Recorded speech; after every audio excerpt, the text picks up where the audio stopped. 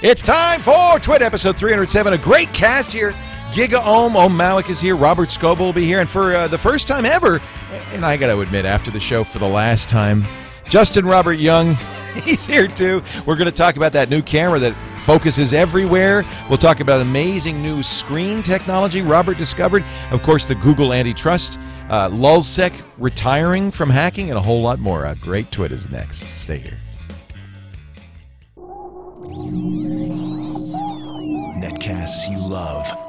From people you trust. This is TWiT.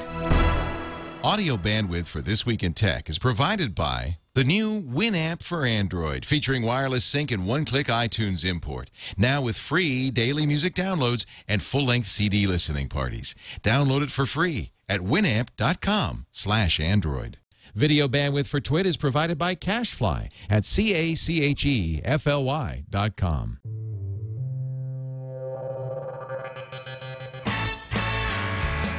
This is TWiT, This Week in Tech, episode 307, recorded June 26th, 2011.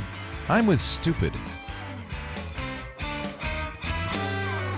This Week in Tech is brought to you by Go to My PC. Accessing files on your work computer while at home or traveling is a hassle, but there's an easier way with Go to My PC. For your free 30-day trial, visit gotomypc.com and use the offer code TWiT. And by Audible.com. Sign up for the Platinum Plan and get 2 free books. Visit audible.com/twit2. And don't forget to follow Audible on Twitter. User ID audible_com. And by Gazelle, the easy way to sell or recycle the used gadgets lying around your home or office. Don't just sell it, Gazelle it. For a 5% bonus payment for your used gadgets, go to gazelle.com and use a bonus code TWiT.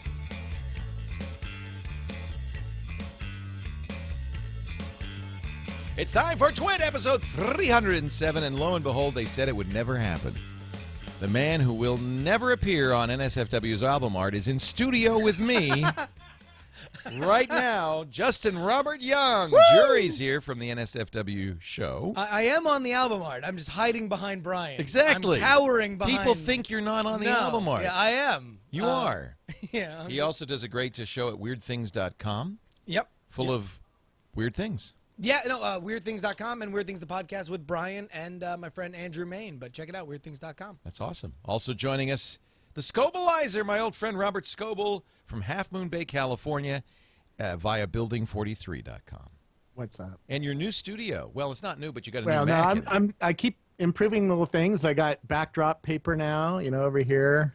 This looks and nice. I got a huge ass TV that's going to go up on the wall over here. So I'm doing a studio upgrade just like you guys are. Well, and you're doing, I noticed, in fact, I want to talk to you about one of these videos you did, but you're doing more and more of the Building 43 videos there. Yeah, well, it's a lot easier to do videos. Make them than come to file. you. Make them come to you. That's my motto. And if But you thanks can't- for having me on. By the way, when I was walking around Disneyland last week, several people came up to me and go, "You're that guy who's always on TWiT." Really? And I was like, Yeah. With all the things you do, that's what they remember. That's "Oh awesome. man." No. Scoble and I go way back. He used to run my chat room when I did a radio show in San Francisco in 1990. Was it 95? They had chat rooms then? Way back. That's way back when back. you were writing for Gannett. Oh man. Fawcett. Fawcett, that's right. Fawcett, yeah. Gannett. Also joining us, I'm so glad to have him back. And this time he's got his own headset, and I love it. Ohm Malik from gigaohm.com. Sounding and looking good, Ohm. So your headset, Leo. We sent you I'm that just- headset, and you just didn't Yeah. want to use it ever. Yeah, kinda. I'm not a big headset guy. So. You Well, sound so anything much for you. better, though. I appreciate you doing that. No, anything for you, Leo. Thank you for having me back. Oh, it's great to have you back. We've got a great panel. Especially if I can give, Robert some guff. Nothing. I thought it'd be a good pairing. Yeah, perfect way to spend my Sunday, right? People don't understand that we carefully think about every TWiT episode and who we have on it. It's like wine and cheese. Sure. Robert and so I think of Ohm as a good Pinot Noir, maybe a 1998 Pinot. Exactly. Maybe But an Opus 1. A little bit of an earthy flavor. Right, a lot of earthy tannins, flavor. Sure. And then I think of Robert Scoble as kind of that, what is that stinky cheese that that you put pepper and... Not brie, soft. No, much stickier like than a that. Gouda, maybe? Anyway, it's good to have you all here. And just real quickly, if you've decided that this isn't the show for you and you're watching live, don't worry. You could still tune in the Mario Marathon 4. It's going on right now on Ustream. Watch that. There's some people. They're drawing pictures on their head. They're playing Mario, and they've raised $61,000. Those guys are amazing. They also do the Desert Bus for Hope charity every year, and they do these video game marathons. They're amazing, but they raise money for a good cause. I only show this to show you that there is, in fact, a show more annoying than TWiT. No, this is good. I wanted to give him a plug. Yeah. And by the way, just for those in the chat room that were wondering where my place in the metaphor of the wine and cheese, I'm a warmed-over can of Pabst Blue Ribbon that for some reason has been loft around. Off in the corner. Yeah, exactly. I like it. I like it. Sure. And I'm a piece of ham, so it all works. It works so very well. You did there was some really interesting technology news. We don't very often get big innovations coming at us. A lot of times they are seemingly innovations like the SED TVs that we were all excited about some years ago, and it never happened. But there were a couple of announcements this week that I thought were very interesting. One is this new camera that apparently has multiple lenses and multiple pickups in it and allows you to refocus the image on any point in the image. Have any of you actually seen this? I got a tour of this back in 2007 when it was a Stanford lab project. They're putting a grid of micro lenses over the sensor, and they're bending the light to hit different pixels. And then the processing takes place and takes only the fourth pixel, and that'll be one focus point, and the fifth pixel will be another focus point. And it's pretty damn cool. It's LYTRO, the Lytro Light Field Camera. That's the technology they call it, light field technology. I look at something like this, and I'm always a little bit skeptical. Like, oh, come on, we'll get one, and there's going to be something wrong with it. There's always a catch. There's always a catch. There is a catch. What's the catch? You give up a little resolution. You know, if you have a Canon 5D with a 22 megapixel camera in there, you're going to lose you're going to get 1/4 of the resolution on that sensor because they're taking 4 of the pixels and putting a little lens over it. So right. That makes sense. That's the catch. You give up a little bit of resolution to be able to refocus the picture anytime after you take it. You know, I'll tell you what I'm really excited for with something like this, though, is when this kind of technology comes to where we're seeing the most input on sites like Flickr, which is phones. You know, when the #1 camera on Flickr is an iPhone 4. Absolutely. I mean, this is a super cool innovation, but I don't know how much it's really going to get its due until it gets to a more consumer level where. Could you put this in a phone, Robert? Oh, absolutely. You could. Absolutely. No, I expect to see this in phones. That's the key thing. You can or you can't. You cannot because in order to put this thing, the phone's size has to increase tremendously. The depth of the phone. Yeah, that makes sense. Because they're putting little lenses and taking away pixels. Right. There's a lot of stuff which there's a lot of press about this company over the last 4 or 5 days, but not many people understand this aspect of it, that they needed a dedicated camera to get the technology rolled out. It's not just a lens. I mean, it's a big unit. No, and it's a software play. I mean, it is also, there is a certain kind of software which is getting embedded in your Facebook streams and all those kind of stuff. So it is not as easy as it seems. I think it's a great technology. Not at first, Dome, but I remember when a Wi-Fi modem was this big. I saw the first prototypes, and now it's a 1/4 of an 1/8 of an inch or something on your little cell phone. Yeah, but aren't these going to be miniaturized, and the processor is going to be miniaturized so that they eventually can get into a device the size of the phone? So a couple of things there, right, Robert? You talk about the Wi-Fi. The companies which came out at that early days, remember Lucent, Orinoco Wi-Fi? Where are they? They don't make money. The guys who make money were Atheros, who made chipsets, and now they're part of Qualcomm. It took a few years for companies to start making money off this Wi-Fi technology. And I think same thing is with this company. They may have a great technology, there is a big difference between what is technology and what is a business. Yeah. And I think that is an issue.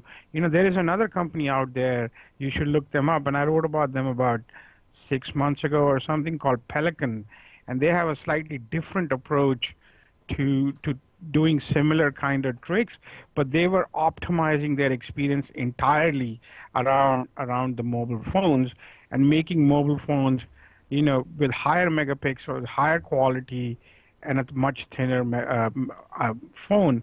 So I think my view is that any technology which has to succeed inside the phone, not as a standalone camera. I think the era of, you know, standalone camera is gone. Now we're just like, yeah, I think well, there's always going to be a market for it, but I'm totally on Team Ohm here. That you know, that's where you're going to get the most use, and people are going to see it a lot, and the technology is going to be understood by the mainstream. Yeah, I mean, I'm still taking my 5D to the shuttle launch. I'm not going to take. Yeah, if you go to a shuttle launch, yeah. But this is interesting. Look at this. This is the Pelican that Ohm was talking about. That fits inside a smartphone. So Robert, I think the key thing is, just as, you know, there are people who still write with an ink pen, and there are still people who get their clothes made bespoke. You know, there is going to be people who will buy, you know, dedicated cameras, but that market isn't that huge as it seemed like maybe 5-6 years ago. And I totally agree with you. And if I was going to buy a camera that I was going to carry around, I'd probably buy a DSLR that had the high resolution and still put up with the focusing. Yeah, it's not so hard to focus. And you know, the I don't. reason But you see, carry this a DSLR kind of. anyways, I mean, I'm renting a 600mm lens from Keeble and Shuckett in Palo Alto, and you can go to, you know, a whole bunch of lens rental places. This is an $8,000 lens, but it doesn't work on this camera. These companies are not meant for the professional photographer or even the prosumer like you. This is, but the vast majority of photography is done by people who are taking snapshots of their kids, snapshots of their dog. They're out of focus. The dog moved. Yeah, and I think if you get this in a form factor, in a phone size form factor. But I think Ohm nailed it. The camera in your phone is good enough. Are people going to carry around a separate camera? People complain, though. I have to. No, I agree. I think you're right. I don't think people will. I think that right now we see it. That's why we see that on Flickr. But they always complain about how slow the camera is to take a picture. Yeah. They're putting up with it. It's convenience over quality, and this isn't an ideal situation. Well, let me ask this, because I'm not super up on the tech specifically on this, but could you simulate what's going on software-wise by taking, you know, multiple photos at multiple points like digital HDR does? I mean, could you? Yeah, I don't know. You could, but you know, my baby by that point would have moved. Well, hopefully do one of the points in which the picture, you know, is taken if you're taking multiple pictures, right? Well, and then Ohm raises another, I think, very important point, which is you can't just look at these pictures on a website. You have to have playback software. It doesn't. It doesn't just go on Facebook. Although you could, as a photographer, decide that's the focus and point, and then image it and out. capture that, and render it out. Yeah. Put it on I think we also have to think in terms of how, as a society, we don't really care about a lot of things, and one of those things is just taking pictures and just uploading them, because we don't really think a lot about storage space anymore. We just kind of, you can take a lot of pictures on your phone, and you know, pictures are not, they don't have the similar value in our daily life as they used to have of when we were kids, and you know, somebody would come and take the family portrait. Now pictures are just like sharing experiences on a rapid fire basis, almost in real time.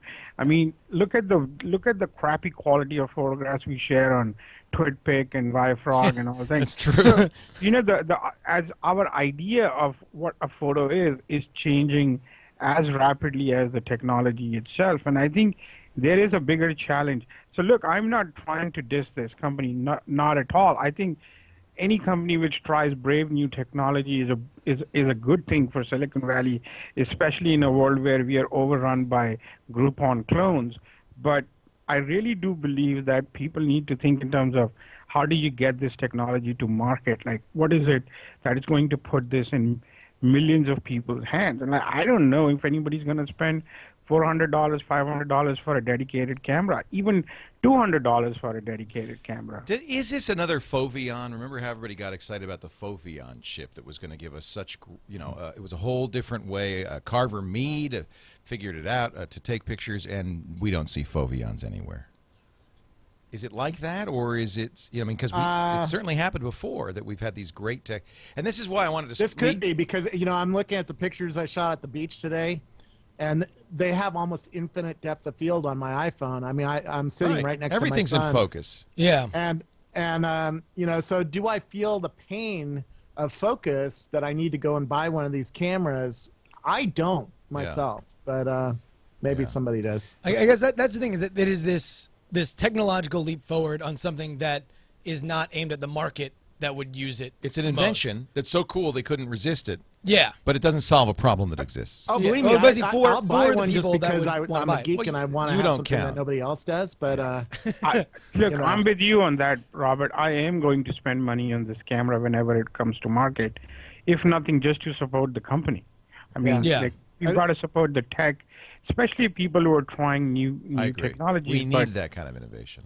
Trey Ratcliffe told me he's got one. He's going to get one. He got one because he said that he was going to pick it up in San Francisco. He's hoping to have it for the launch. Yeah. Okay, we're gonna use that to make different kinds of images inside the building and stuff like that, where you can refocus. And there it might make sense as a documentary kind of thing where you need a little bit different kinds of technology, but. For the shuttle launch itself, I'm not going to use that camera because it's going to be it's not going to have a good enough lens because we're forced to be about half a mile away from the shuttle launch, and I'm going to have a 600 millimeter lens. No, you know what? You're not going to take a picture because you're going to be standing next to Trey Ratcliffe. No. He's just going to be killing it right next to you. We're going to bring all sorts of gear. We're going to have a lot of fun. Yeah, but I'm just saying, anybody who takes a picture from the same vantage point as Trey Ratcliffe is just asking for trouble. Exactly. He's going to be showing everything like, oh, I got this, I got this. You want to see my picture? Like, see your picture, sorry, Robert. I got some gum stuck in the lens. On the tricks he uses and the f-stops he uses. I'm telling you, if you saw the pictures. Believe me, it's like a college level course in HDR photography. Trey's the best. Just hanging out with the guy for an hour. Okay? And I promise that as soon as Trey can review that camera, he will do it on our TWiT photo show because he's regular on the show, and I cannot wait to see. And I can't wait to see his pictures from the launch. He did some great pictures of the last launch. It's pretty awesome. I led with this story, and I'll tell you why. Because for the same reason, Ohm, that you're going to buy this, I want to support these guys. Yeah. I think this is exciting. And then there's another technology that you kind of broke, Robert, at building43.com. You got one right there, don't you?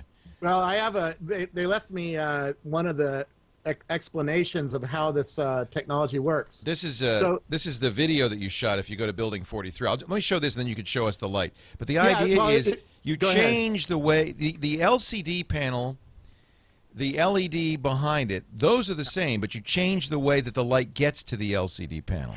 And that's what this shows. If you see, so he's using a standard gallium arsenide LED to light these fluorescent tubes. They're fluorescent in different colors.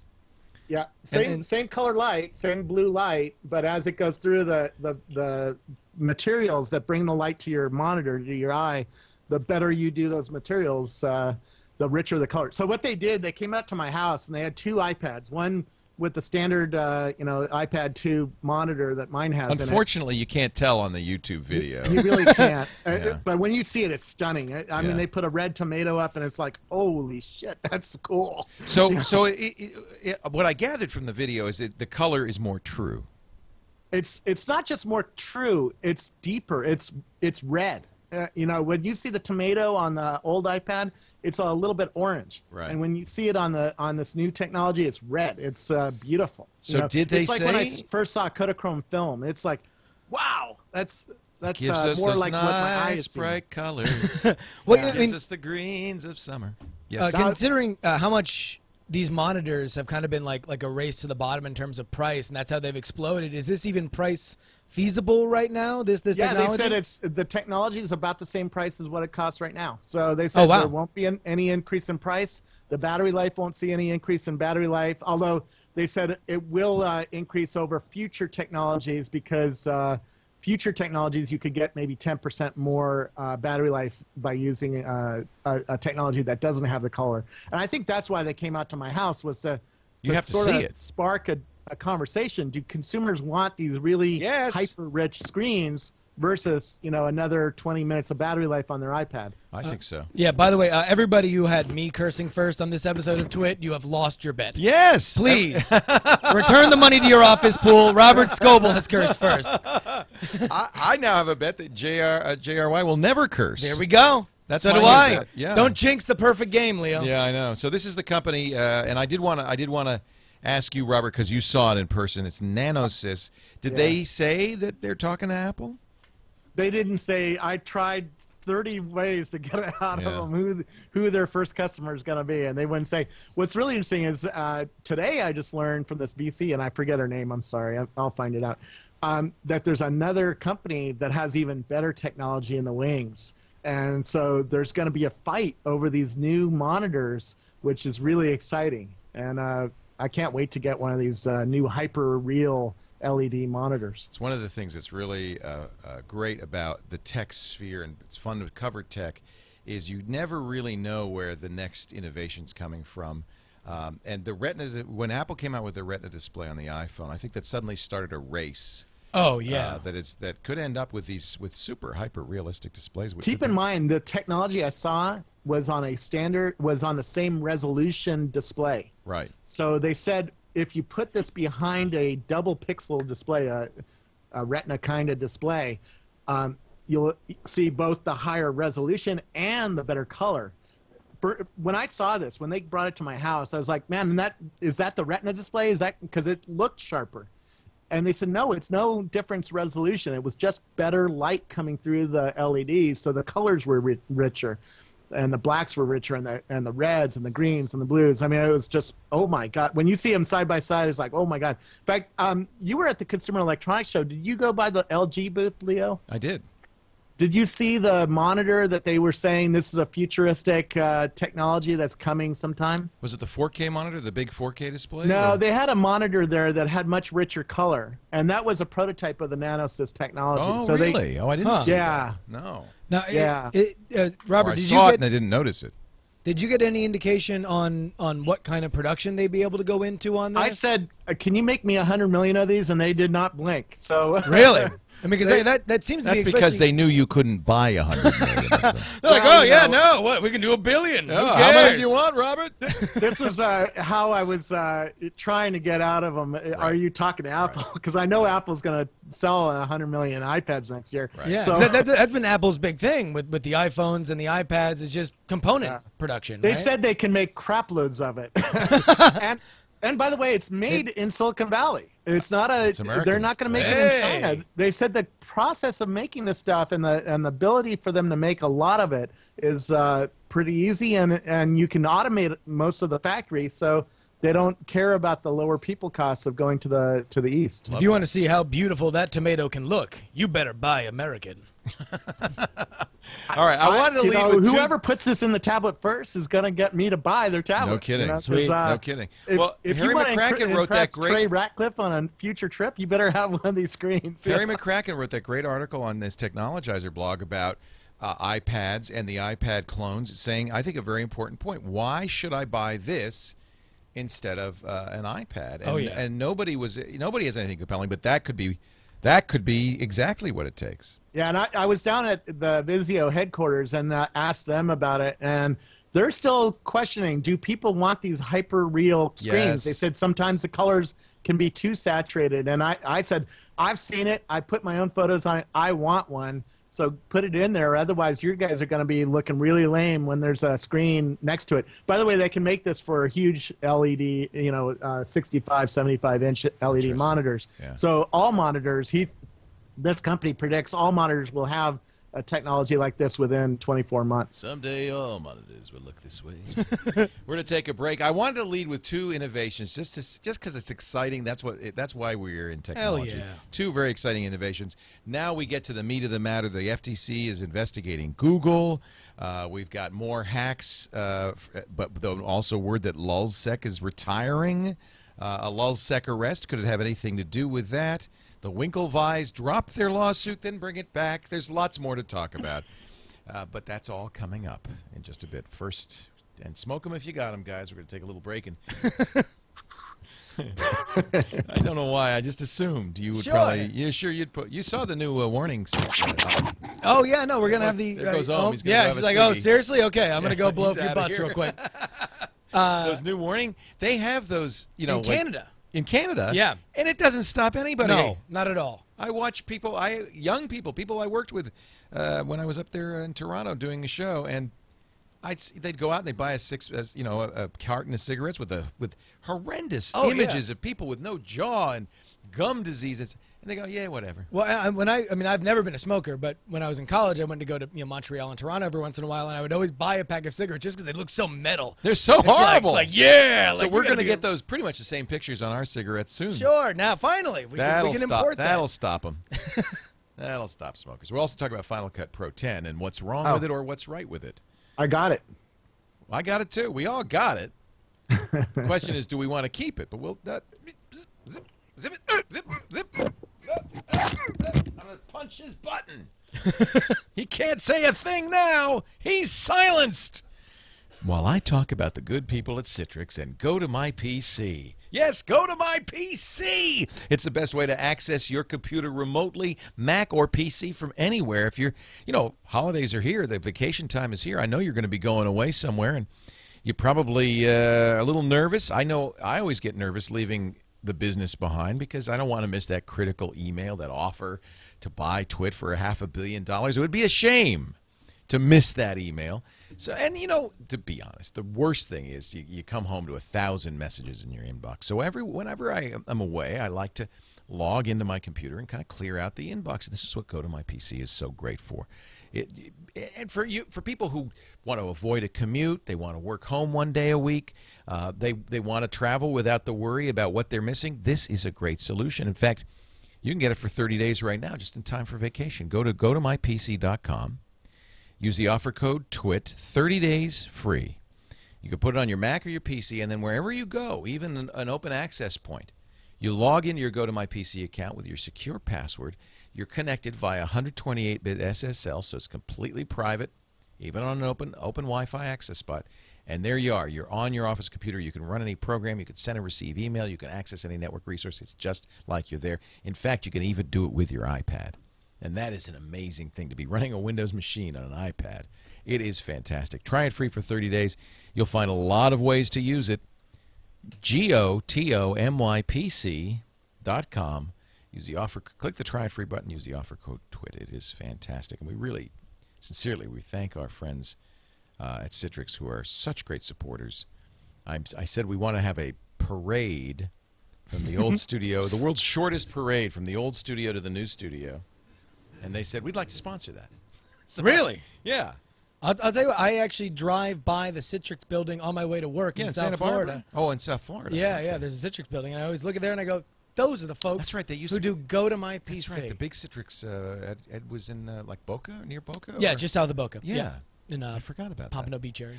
So, LulzSec. Yes. Sailing off. Are they? That's what they say.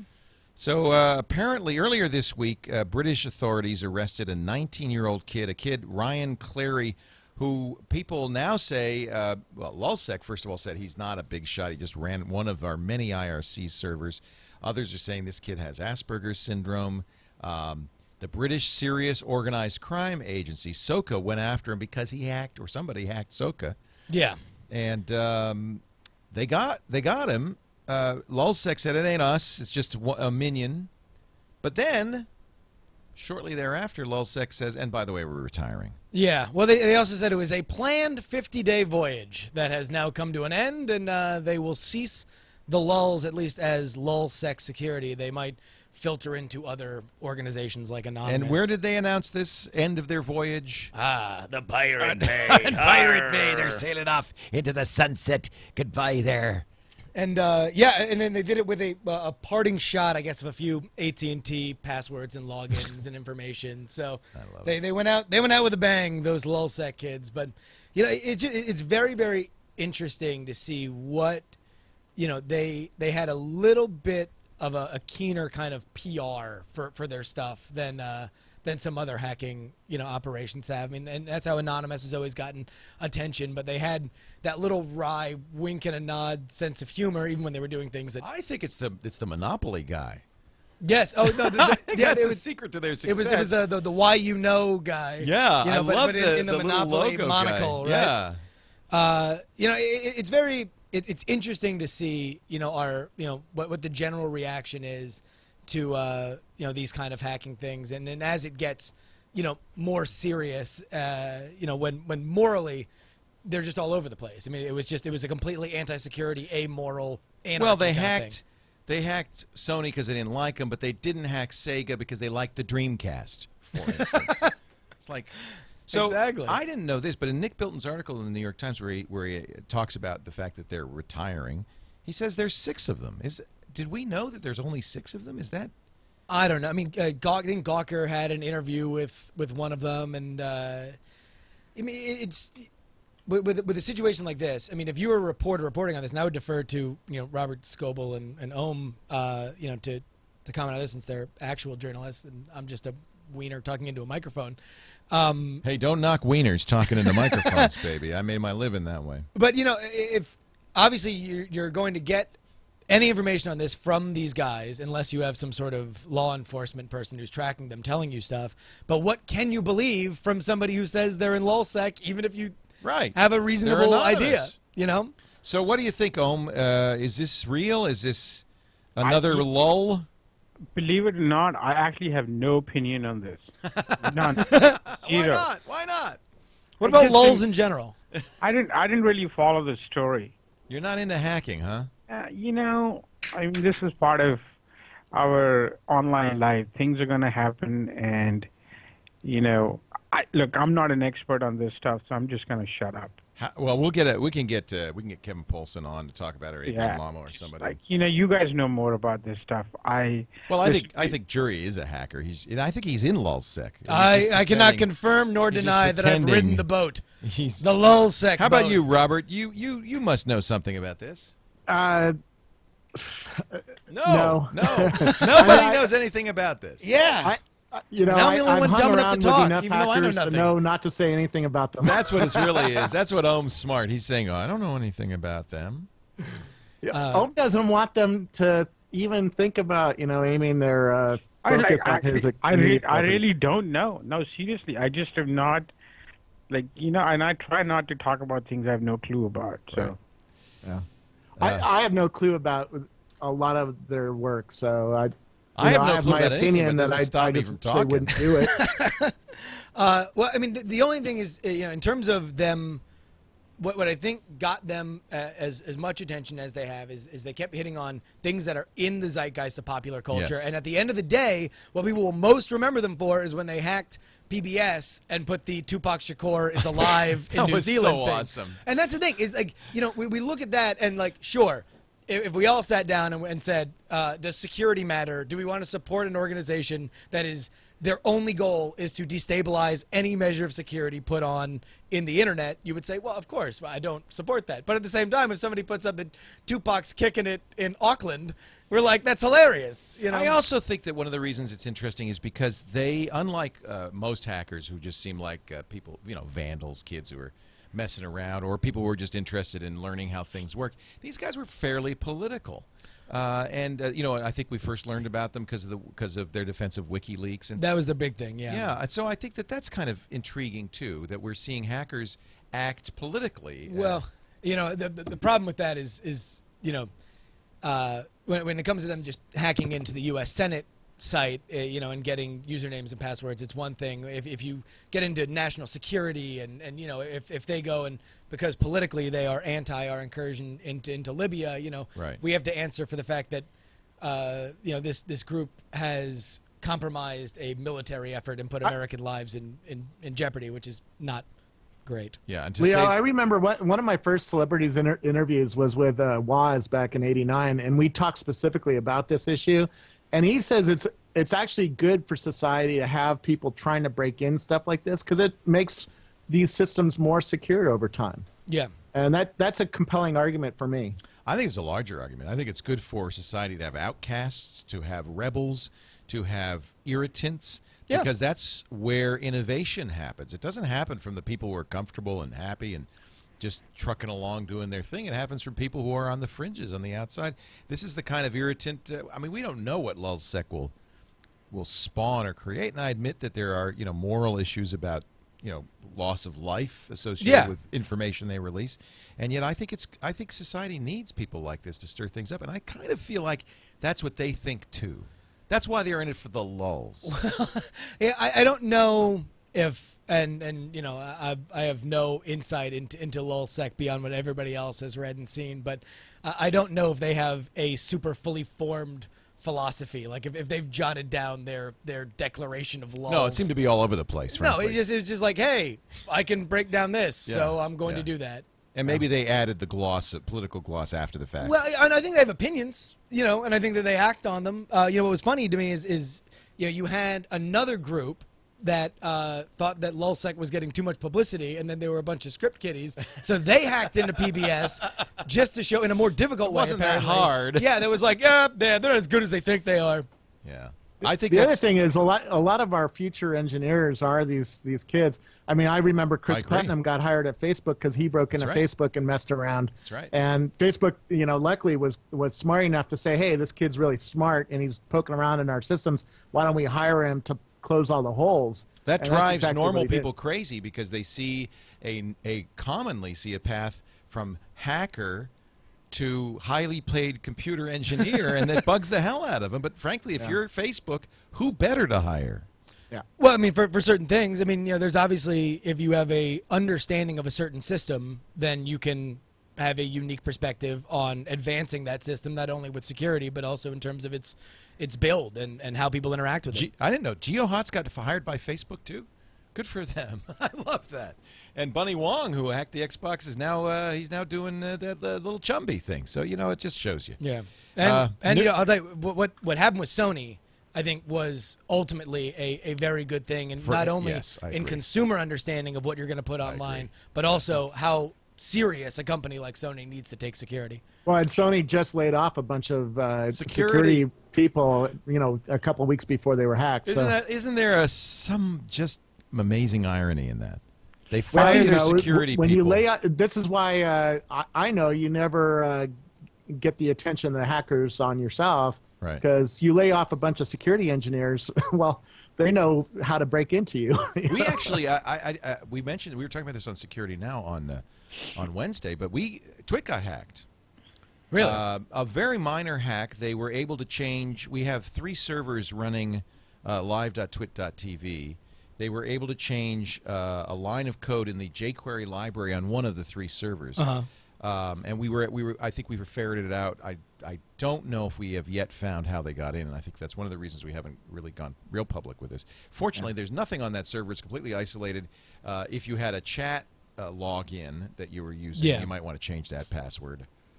Well, and you certainly, if you were silly enough to use the same password for TWiT chat that you used to log into your bank, you might want to change that.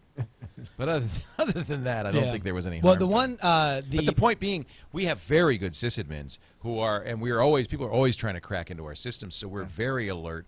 We're constantly updating software, keeping everything locked down, and even with, I think, highly accomplished experts, we still got hacked. It's not possible to seal everything down. No. What percentage of people on your systems use the password? I haven't looked, but that's a good question. You saw that they released. Where did those passwords come from? I can't remember, but how bad the passwords were. Yeah. That would be a great Tumblr site. Oh, when terrible when passwords. the guys released the data from the PS2. That's right. People did analysis of that. 1, 2, 3, 4, 5, 6 was the most popular. The kind of password. code an idiot puts on their luggage. But who cares if they break into your PlayStation account? Really? Now, Tony Blair might care if they break into his electronic address book. Hacker Team Poison says Tony Blair should be locked up. He's a war criminal. They're angry about Iraq. So they said they're targeting Blair and apparently released contact data from his address book, plus a nice ASCII art impression of him. Sure. Oh, he looks good in the ASCII. Here's my favorite part about this story is that they're like, Tony Blair is a war criminal and he has murdered civilians and he needs to be tried in world court, which is why we're releasing the number of his dentist. Finally. Well, there were some this members criminal of, will be brought to there justice. were some members of Parliament in there. There were members of Parliament, and they wound up calling. I guess there was a number for number 10 Downing Street, which some member of Gordon Brown's entourage got a call, and they're like, "Is this number 10 Downing Street?" Tony's Yes. not here anymore. I think that's hysterical. Yeah, CNET called the number in the phone book and talked to an unidentified representative from Gordon Brown's office, confirming it was indeed for 10 Downing Street, but we have no comment on that. That's so funny. And LulzSec hacked the Arizona Department of Public Safety. Love that. Yeah. They did that. They did another FBI consultation firm. Yeah. They actually tried to blackmail him. They were emailing back and forth and saying that if he gave up more locations and passwords to other databases and control, it was one of the firms that helps track botnets. And LulzSec wanted information on the botnet, so I assume when they did their SQL injections and denial of service attacks, they could utilize those. They could fold them inside themselves, not unlike Voltron. The latest hack, Electronic Arts, says customer data has been stolen from them as well. Hackers broke into a server hosting the forum for BioWare's Neverwinter Nights. And, you know, if your password for Neverwinter Nights has been compromised, I have no sympathy. Come on, no sympathy like for, that? for the Neverwinter gamers grinding out. I mean, one minute you're drinking Mountain Dew Code Red, and the next minute you're insecure. Your stuff's out in the street. LulzSec is floating it out there on the boat. As usual, Electronic Arts says it was a highly sophisticated attack. You never say, "Oh, these are a bunch of script kiddies." Well, and that's what you know. A lot of the other the other hacker that hacked into the PBS thing was saying like this is strict smash and grab. That's what they're doing. As you said, he did it because he wanted to show that LulzSec wasn't all that good. Yes, exactly. Which I mean, I don't know. I mean, I'm not an expert on hacking, but it seems like what LulzSec has done is they found a hook. They find things that will get coverage. PBS Frontline documentary on WikiLeaks. Right. The U.S. Senate, the Arizona, the Department of Health and Safety or whatever, and they smash and grab information, and now all of a sudden these things that we're already talking about on some level and already have news value now have another angle to it. I'll tell you what bugs me, and it bugs me because it affected me. Tuesday morning, the FBI raided a data center for a Swiss company called Digital One. Mm-hmm. The FBI said it was a move to, quote, thwart international cybercrime rings distributing scareware. Now, I'm not a fan of scareware. This is the software that says, you've got viruses, buy our program and we'll save you. And, it's a real problem. But, unfortunately, it was a bunch of Blade servers, and the FBI apparently couldn't tell one from the other. So they took 3 racks of servers, including Instapaper. Yeah. Not knocked offline because Marco was smart enough to be distributed to various other places, but he was slowed down a little bit. And the delicious replacement that I use, pinboard.in, was off. They were running from backups. In fact, I think they're still down. So really kind of an unfortunate move by the FBI. They've not apologized nor explained, although apparently some of the servers are now back up. I think the Instapaper server is back up. But this is just, to me, this is a brute force, blunt instrument, and it's just appalling. Here's the only thing that we don't know about this, and I was talking to Andrew Main on the way up here. He made the point that we don't know whether it was an FBI thing that they just grab whatever they want, or it was the places where the servers were being held, that when the FBI shows up and says we need to pull these, they said, well, it's over there, go just take everything. Then maybe it's a poor record keeping thing. Maybe they just folded. Marco left Digital One. He pulled his Instapaper account from there. He said whether it was their fault or not, they'd never communicated with me. They didn't tell me this is a bad company. So we don't know. I mean, the FBI, I think if the FBI made a mistake, then there should be some sort of apology or announcement, but we don't know. I mean, I guess I would not rush to blame the FBI as much as the server. They shouldn't just take everything though, because I mean, maybe they were told, "Oh, it's over there. It's on that. Take that." I mean, if that's so. Yeah, if they're told, you take 3 racks. That's a lot of servers. That is. As Arment says, the FBI now presumably is in possession of a complete copy of the Instapaper database, including a full list of users and any non-deleted bookmarks.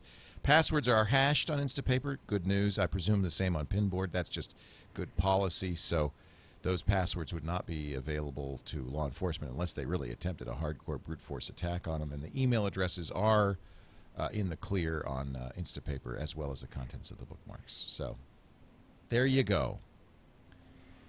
Rackspace would never have let that happen.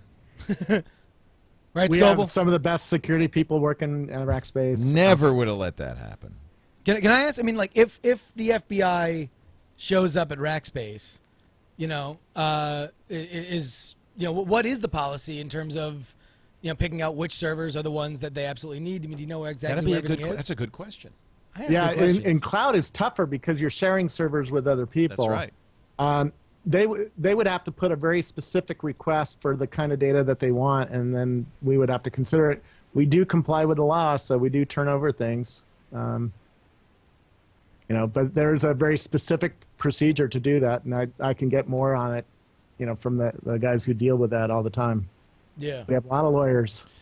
Oh, Malik has the inside story on Spotify's U.S. launch. We're going to get to that in just a second. And, yes, I will talk about Google and the FTC's antitrust investigation. Is it FTC or DOJ? But I'll find out for you, and I'll let you know. Before I talk about that, though, let me mention Gazelle.com. I know a lot of you have gadgets. Who doesn't? All of you have gadgets in the bottom of the closet, in the basement, all over the house that you're no longer using, and it's just too much trouble, and you don't want to throw them out because they're valuable, but what are you going to do with them? That's why Gazelle is here. Gazelle is fantastic. You can get cash for your used gadgets quickly, easily, fair prices too. I get a lot of tweets from people who say, hey, thank you for telling me about Gazelle. This really is wonderful. So let's say you've got as I do, a Nokia N8 phone that you're just probably not going to use for a while. There it is. Is it functional? Yeah, no, I used it for 1 hour. Unfortunately, we can't offer you any money. Wow. Cut this part, Chad. Oh, burn. Burn, burn. Even Nokia's N8 is worthless. Gee, that's just what, they're smart. They know. Now, here's the beauty They're of this. not going to get suckered. This isn't an ATM, kids. If you do have a device that they just can't sell for love or money, they will recycle it, and they do it responsibly. They use U.S. recyclers. It will not end up, not one bit of it, in landfill. It will not be polluting our environment. They really do a good job with recycling. Let's see what else I have. Let's see. Oh, I have a Nexus. Let me see. I have a Nexus 1 phone. I have a lot of phones. Yeah, I think Gazelle is a absolutely necessary companion. Have you used them? I have not. I have friends that have, but I mean, if you listen to TWiT as much as me and my friends do, and everyone's just constantly talking about the newest. Yeah. Well, I mean, like, it's always the newest. Oh, I said it was. No wonder. iPad. I said the N8 was non-functioning. That's why I clicked the wrong button. Is it free of water damage? You bet. All right, let's see here. The Nexus 1, $100. That's great. Boom. So now here's what you do. You get a box, any old box. You throw it in the box. They send you a mailing label. And you can add more stuff, but just get all your stuff gathered around the house, and they send you a mailing label. Yeah, I got more stuff to sell. What else do we have lying around here? Tons of stuff. Oh, yeah, the Samsung 27-inch monitor. I don't want that anymore. There it is. Let's see. Look at all this stuff. Oh, that's good. Let's sell that. Physical problems can prevent use? No noticeable flaws. That's why it got sent back, because I said it. You can sell that Nokia. I bet I can get some money for that. Anyway. Oh, look at this, too, by the way. I got to do this. I got a bunch of old Nokias in my closet. Look at this. This is not going to be worth much. There's a graph that shows you, if you tried to sell this in February, we could have given you $10, but let's see how much I get for this. Nope. No. Nothing for that camcorder. 9. So, but they'll recycle it. This is the Can other I get good anything thing. for a Zune? You got a Zune? Which Zune do you have? Yeah, I got a Zune. All right, let's see. I have some Zune. You can think, squirt it to them for the tune Is of it some the dollars. original one or what? The newest one, whatever it was. Zune HD? Okay. 16 or 32 gigs? I think it's the 16. Yeah. Okay, let's see how much that's worth. You Okay. have to pay for that, man. You'll have to pay. Yes. Yeah, for them to take it, you're going to have to give them money. Include right. $10 in the box. Do you have all the materials that came with? You got everything? Probably. I Not don't know. personalized. You wouldn't be that crazy. Okay, let's see. Watch this. 46 bucks. $46. Look at that. Now, here's the thing. Mom, I'll take you to dinner. I would have thought that could only be unmade in the fires of Mount Doom. It's funny, while you were doing that, I was looking at the new iPod Classic 6. Yeah. I got you can only get $29 for that. There you go. There you go. So that's not good. Yeah. Well, I mean, But 29 bucks that you wouldn't have had anyway. So you look at the graph, though. That's kind of fun. Anyway, the whole point is here. You throw this all in the box. One of the nice things is their specialists then look at it to make sure, yes, it does work and all that. But they will wipe all the data from it, too. That's part of the service. And then they send you a check. Or you can get an Amazon gift certificate. In fact, I think they give you a bonus. Yeah, buy more gadgets so you can. Well, return that's what we things. do with this, isn't it? Yeah. Oh, yeah. Buy gadgets, sell gadgets. That's it. I don't think many of you listening are giving up your gadget addiction. Oh no. I mean, if you were, Gazelle would be a great place. But I don't. I have a feeling. You're giving it up. Stop watching right now. You're Go watching the away. wrong show. There's nothing for you here. Now, after you do all of this, I want you to then enter the offer code TWiT, and you will get, what is that? My new Dyson Air gadget. Jesus. Big How old is fan. that a vacuum cleaner? What is that? No, It's it's an air actually a- multiplier. It's a fan with no blades. Oh, I thought it was a Stargate for a second. Safe for the kids, but What it do looks you mean like a fan looks like with it no- wants- Oh no, you haven't seen those? The Dyson How does it work? Magic. It has a fan down in the base and it pushes air up through the circle and pushes it through. Oh, that's cool. It's very cool. It's very expensive though, but I had to buy it because it looked like a Mac cooling fan. And since my new iMac is so hot, You I need put it. it back behind the iMac and keep it cool. They've got those Dyson hand dryers now in the airport where they're the blades, and you run your hand Oh, through. yeah. them. Oh yeah, no, they have those at the Costco. You got to have those in the studio, dude. Okay. Yeah. Okay. Better than paper towels. I wonder if Gazelle takes paper towel dispensers. Anyway, get rid of all your junk. Get money for it. The average Gazelle customer, I think, gets something like, let me see. It says here, $100, something like that. Oh, the N8 is worth how much? Did you say? 81 bucks. That's good. 81. That's I know. good. I know a lot of people that watch the excellent live product announcement, live coverage that you guys do on And Twitch. then they go to Gazelle. No, just dual browser windows.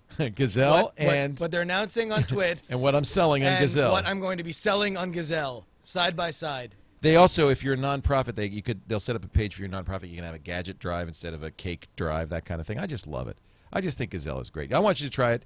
And if you use the offer code TWiT, you'll get an additional 5% bonus payment at the end there, right on top of it. $25 million paid out to Gazelle customers.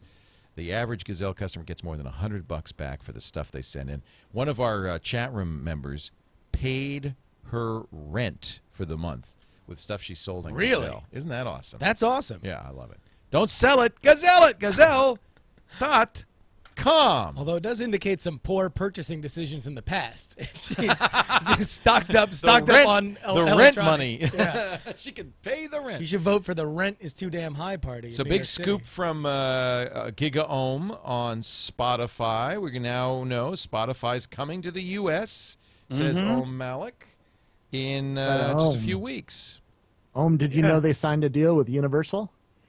Well, I think everything is signed, sealed, and ready to go. It's only a matter of time before they launch it. I think they're going through the process of getting a lot of the music on their servers and stuff like that. But So here's I the think- thing. Here's the scoop that you had that I thought was very interesting. Facebook. Oh yeah, that's going to be the big play. I think, in my opinion, that changes the game for the music industry and competition pretty radically, because the Facebook feed can be a pretty big driver of engagement Oh, yeah. around music. Oh, yeah. And that's going to make Spotify, grow really, really fast in the U.S. Is this why Apple couldn't get the Ping deal done with Facebook? I don't know about that. Like, I do know that this is definitely going to, cause, some kind of change in the music industry. Definitely in the US, because I've been using Spotify for a bit, and How do you use it? Do you use a proxy or? yeah, I do use a proxy, and I have to say it just is the right way to listen to music. I don't have Better to than put- Rhapsody, better than Mog, Oh, better yeah. than Audio, Audio? right? Oh, any day. Explain why, because a lot of people, I have it too, and I've seen it go crazy in Europe. Explain why it's so much better than all the other music services that are out there. So I think it's almost like, how with the iTunes, we went from buying random albums to buying the songs we love. But we can't buy everything, right? We just cannot afford to own every single track we like. However, with Spotify, with the subscription service, what you have is the ability to listen to the music you like, get the playlist you create on any device, on any screen, in any environment, whether it's at home, work, so you don't really have to reinvent your music experience for different devices. And I think that is a huge reason why Spotify is going to become really popular in the US. I mean, look at us, man. We are a society where we have 2 or 3 different screens already. We have a laptop, we have a iPhone/Android device, we have a TV, we have your, a digital music player like Sonos. So you have a whole bunch of devices where you need the content to be delivered to. And I think Spotify has taken the right approach. I think Netflix that's one of the main reasons Netflix is popular, is because you can watch it on any screen, any time, and you don't have to worry about, oh, is this the same playlist? No, it's not, or not. So I think it's that experience is what travels with you, not the physical music. Right? What's different about it than Rhapsody or Pandora? A lot of people are still arguing with you in the chat room. It seems very similar. No, I think there isn't, but just look at the user experience is definitely better than Rhapsody and Pandora is slightly different. Pandora, I'll grant you Pandora, because Pandora is not the same song over and over. You don't get to pick the music; they pick the music. I like Mog. I use Mog because I could do Pandora-style stations with it. I could take my playlists with me. It plays on all my devices, plays on my Sonos. Yeah, radio. Brian Brushwood is frantically texting me that Mog does all that. It does all of that. And can 9 million songs, 320 kilobit streaming audio, so it's good quality. I will also say this, you better be careful talking about how you use a proxy for Spotify. My friend who I went to college with, Steve Kovac, who writes for Silicon Alley Insider, wrote a post about how people were using proxies to use Spotify, and the Spotify CEO did not take too kindly to that, and said that in retaliation for telling people how to steal from us, he published my friend Steve's address in New York City and told people to go rob him. What? Seriously. I think he pulled down the blog post, but it was up there. That you can find it in Google Cache. Yeah. Malfeasance. I can't believe that. Yeah. All right. Spotify. Go ahead. By the way, have you heard the same thing I heard from an investor or a partner of Spotify, that they're really getting greedy? Why? I've not heard anything of that sort. And, I think the idea of what is greedy is kind of debatable, right? It's like, I don't know. It may be what's greedy to you may not be greedy to them, right? And what's greedy to them may not be greedy to other people. So I think we have to be very relative about that. That said, there is one reason I do feel that Spotify will have an advantage over Mog and Rhapsody, is the brand recognition and the close relationship with Facebook. I think that is what is going That's going to be big. Yeah, right. Well, Facebook will put it through the roof if that's true. That's huge. Yeah. Well, the question I have for you, is that the biggest thing is, and you brought up Netflix, which to me, all of my online subscription payment, relative worth to me is judged off the $8 digital-only Netflix streaming. That's kind of the gold standard. To me, it's like I judge it above and beyond that. And right now, to get what I would use Spotify the most for is on my phone, like I use Pandora, and that's $10 a month. So you're asking me to pay $2 more. By the way, what if I told Netflix. you that Facebook's CEO, I mean, Netflix's CEO, Reed Hastings, just joined the Facebook board of directors. That's very, very, very interesting. Don't you think that's interesting? Yeah, I mean, if you look at two companies that have a great interest, Netflix has always tried to understand more of what do you want to watch next so you can keep using their service. And Facebook is really good at understanding who your friends are and what you want to see to keep you involved It feels in Facebook. to me as if Facebook just wants to keep everybody in Facebook. They don't want you to leave the Facebook page. Yeah. They want you to have Spotify for your music. They want you. I'm sure they'll put Netflix in there. They've already started streaming some movies, so you don't ever have to leave Facebook. Is that the strategy, Malik? Is that where they're going? Well, I think there is. Let's not get too carried away on that. I think what. No, they want to be your web. They want your homepage. They don't want you ever to leave. And you know what? It's working. Well, maybe it's not. Look, what is Netflix trying to do? Netflix wants social data. That's what it wants. It wants recommendations from your friends, what movies to watch, what shows to watch.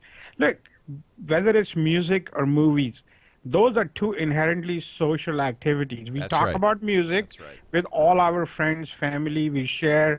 Remember, back in the day when you and I had, black hair, we would make mixtapes. Now we just make playlists. Really, right? you made mixtapes, huh?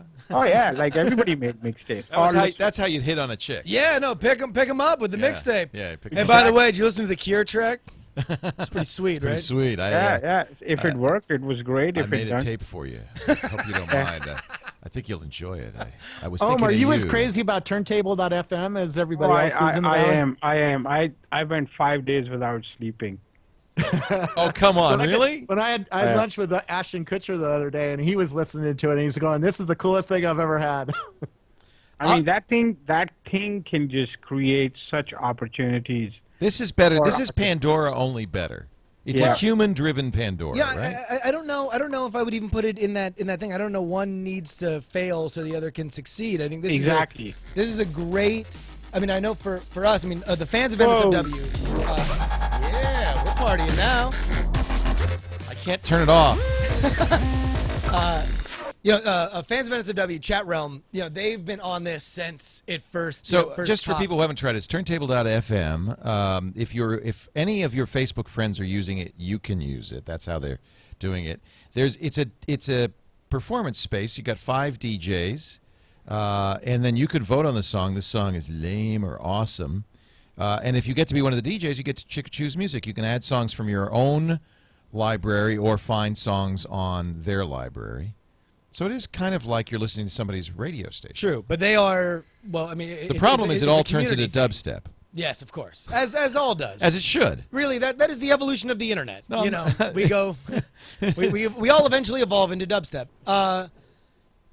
And Ohm, you wrote about this, right? That right now they're having a big problem overseas in terms of their licensing thing, which always seems to be the story of any kind of online music streaming service, be it Pandora, Spotify, or otherwise, that you have to, at some point, deal with these licensing issues. Oh, right? did you lose interest, or are you still staying up nights playing?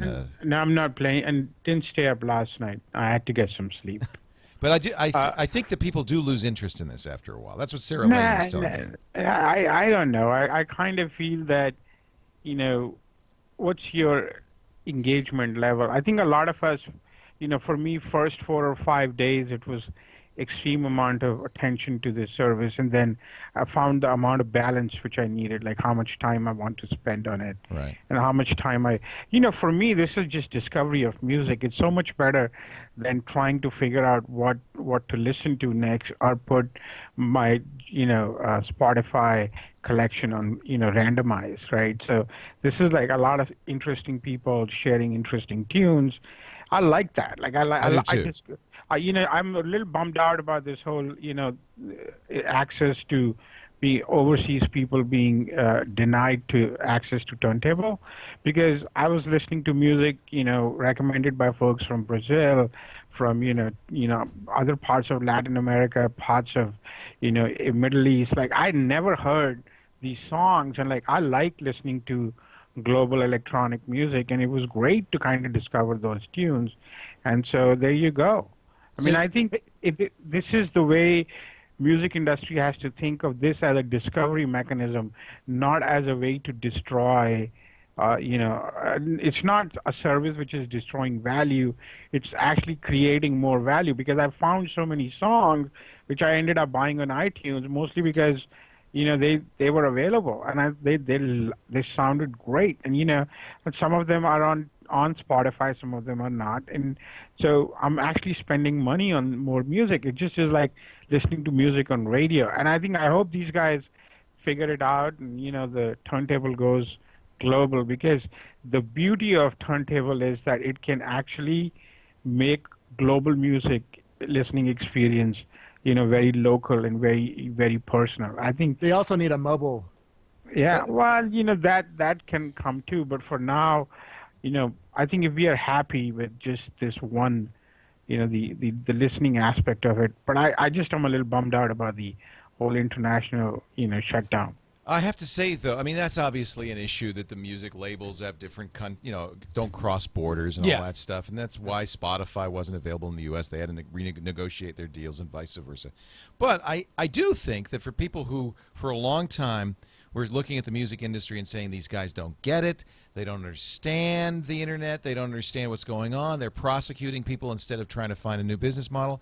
This is the new music industry, and it seems like they kind of do get it, and they kind of have found a new business model, and it actually gives me some real hope for the future of music. Isn't this great for artists? At least, and there is, some. If you really look at the hard numbers of how much artists get paid from streaming services, Spotify, they make very little money from, right? All of, Pandora, they make very little money. I'm sure Turntable isn't much better, just because that's the operation that they're running. It's a smaller economy, and the labels on some level have to look out for those kind of rights.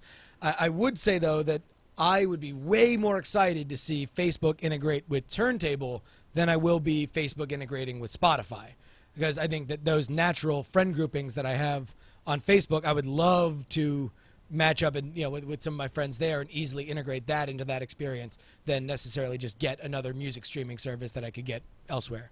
Do you agree, Robert and Ohm, that this is kind of the new music industry and that they're starting to get it?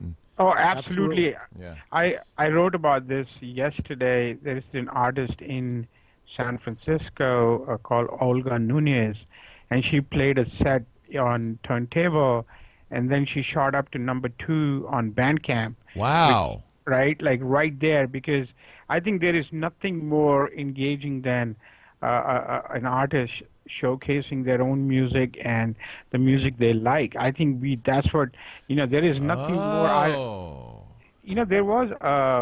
There's a series of albums which came out in the late 90s, early 2000, which basically had people like Massive Attack and REM playing some of their favorite, almost like creating a mixtape.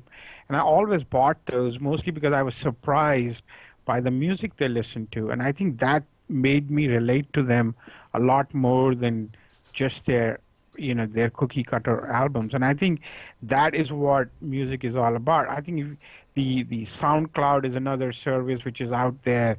I think the music industry is changing, and I think the idea of what was the old rules have to change. Otherwise, absolutely. The artists have to take more control. They have to. Makes life a lot tougher for them, but it also is their battle to lose.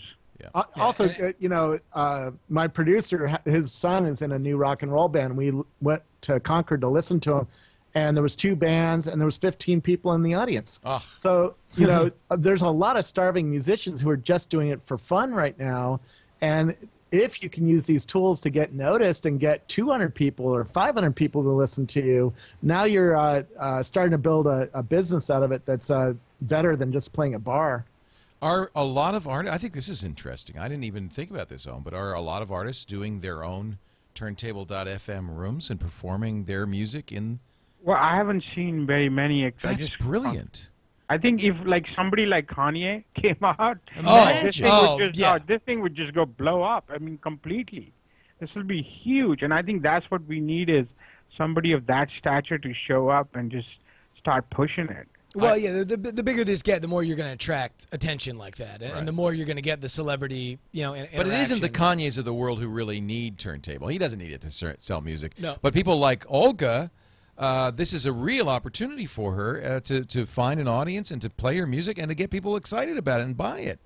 That's great. And there are probably a lot of mid-tier artists. Well, and also, I mean, Kanye, runs a imprint, I believe, I forget on which major label, yes. but it's like Good Music Oh, or whatever. yeah. He's got younger artists. He's got new artists that he's trying to break on that label. If he goes onto a turntable FM room, starts playing some of his hits, it's Gold Digger and it's, Right. some of the hits there. And then then he plays another one. I mean, Yeah. that's the cool thing about turntable is that you hear a song you like, and then a new song Right. that you hadn't heard before that's similar to this, but it's curated by people who have similar music tastes and not an algorithm like what Pandora is. I'm a huge fan of it. Very intriguing. And I'll tell you, in the music industry, at least the floor has not completely fallen out like it is in the publishing industry, Right. where you have these ebooks coming out Right. at $1 to $3, where there's no way that they can compete on that. Like there is just in their business model, it is completely they can't go that low. I think it's very similar. And somebody just said it. If they just on CNBC had somebody from the RIAA on, and no, the music industry still does not get it. And I think that there's pockets of people in the music industry who get it, and then there's a lot of people who don't get it. But I think this is the opportunity for the music industry to find new business models and to survive. Is Best Buy a big player in all of this? They're going to do a cloud service. I'm sure it's going to be as good as their buyback service. It reminds me when Walmart was doing something similar. They should have. Yeah, I mean it's just crazy. They should have named their cloud, "Hey guys, us too," right? Yeah, Huh? yeah, Us we're too? High in five? there. Yeah, we got a cloud. We got a cloud. Yeah, I talked to Best Buy CTO at the Google I/O conference, and he said, "Hey, look, we have 3 aisles of stuff, all the CDs and things. They still sell DVDs CDs. Yeah. that are going away. So they're trying to find a new way to integrate that into their customers. So it's a tough thing for them to do. I'll tell you, I would not want to be a brick and mortar store selling anything that you I could think- buy online at this point. Here, I would disagree with you on that. I think they have to think differently about their business. And just because that's the problem with the music industry, that's the problem with the book industry, that's the problem with the physical stores. They don't understand that digital is part of their existence. Yes. Digital is a way, it's a channel, it is a way to get more engagement with their products. Look at, I mean, it's physical store. Apple is a physical store, for God's sake. You just go there. There is so many people. What are they doing? They're engaging with the products. They're not just in the business of like selling, CDs. They're in the business of engaging with their audience, getting them to work, appreciate the product and then buying it. And I think that's all the successful retailers have done that in the past. Can a Best Buy do it? I mean, I could see an independent music store, an Amoeba Music, can survive. I think a great independent bookstore like a Powell's Books can survive because they provide service, they provide a locale where people gather.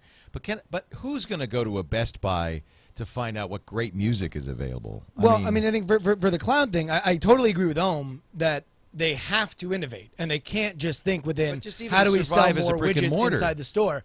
I don't know. I mean, to me, I don't know what the solution for Best Buy is. I don't think that their solution is chasing taillights and saying, Amazon's got a cloud, Google's got a cloud, Apple's got a cloud, we got a cloud, we're the Best Buy cloud, come here. Well, you know what you don't want to be is the store that people go to look at the thing and then go home and buy on Amazon. Well, I mean, that's who Best Buy is. That is a general problem, and I think Andrew Majors texted me that the only cloud they're going to is the one that Circuit City ended up in.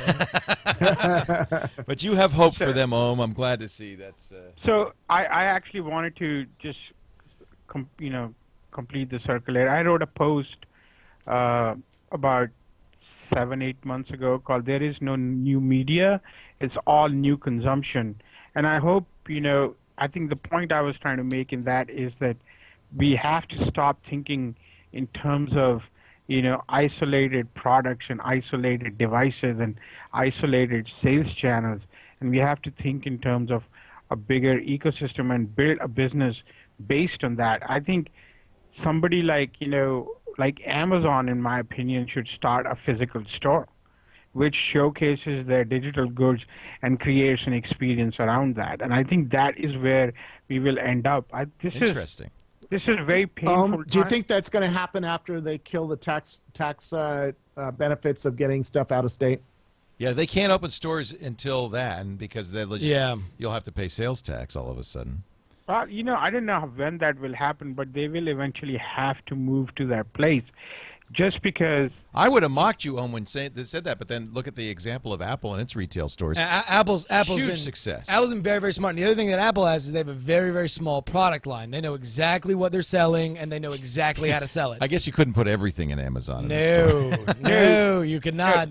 I mean, I think there is a place where you can showcase what Amazon does well. But I don't know if that's Amazon could buy Costco or Walmart. They need to.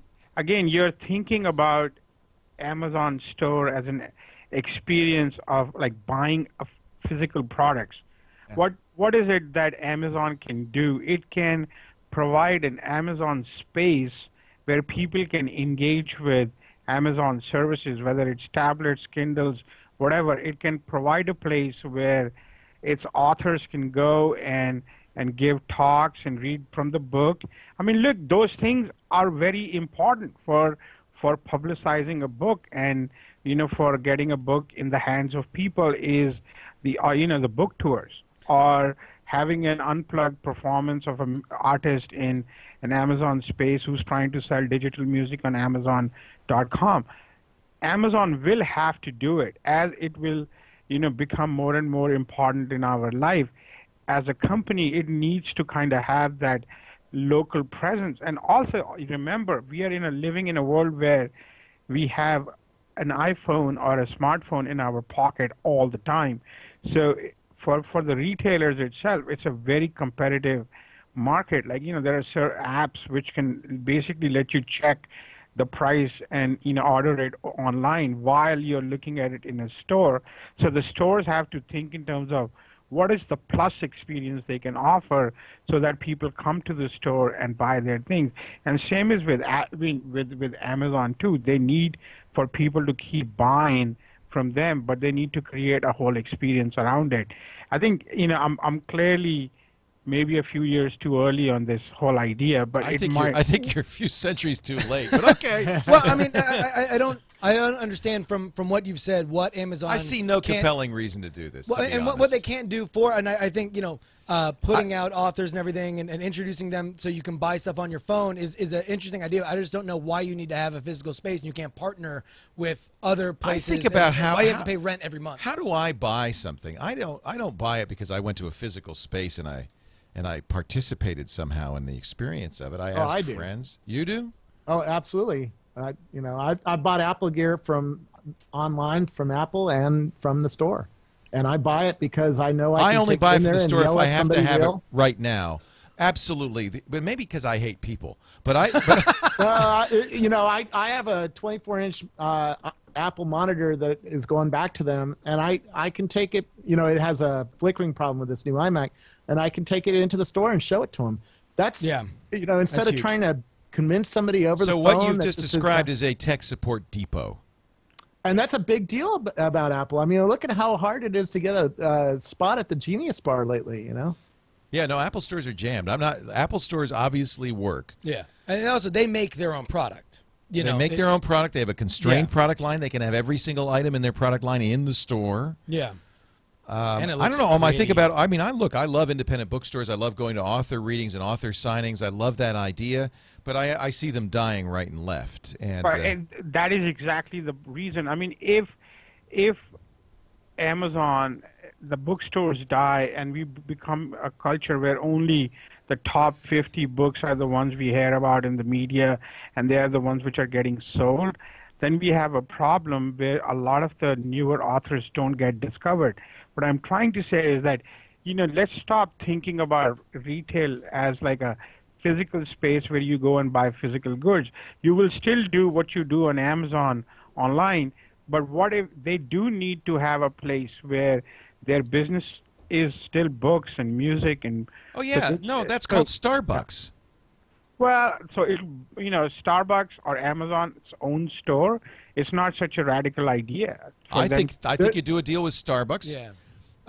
You got to have people Ohm is going ahead there of his time. I think when the sales tax advantage that mail order retailers have over brick and mortar retailers, when that goes away, Amazon's going to feel very much more likely to do this kind of concept where they want to have high touch with their customers.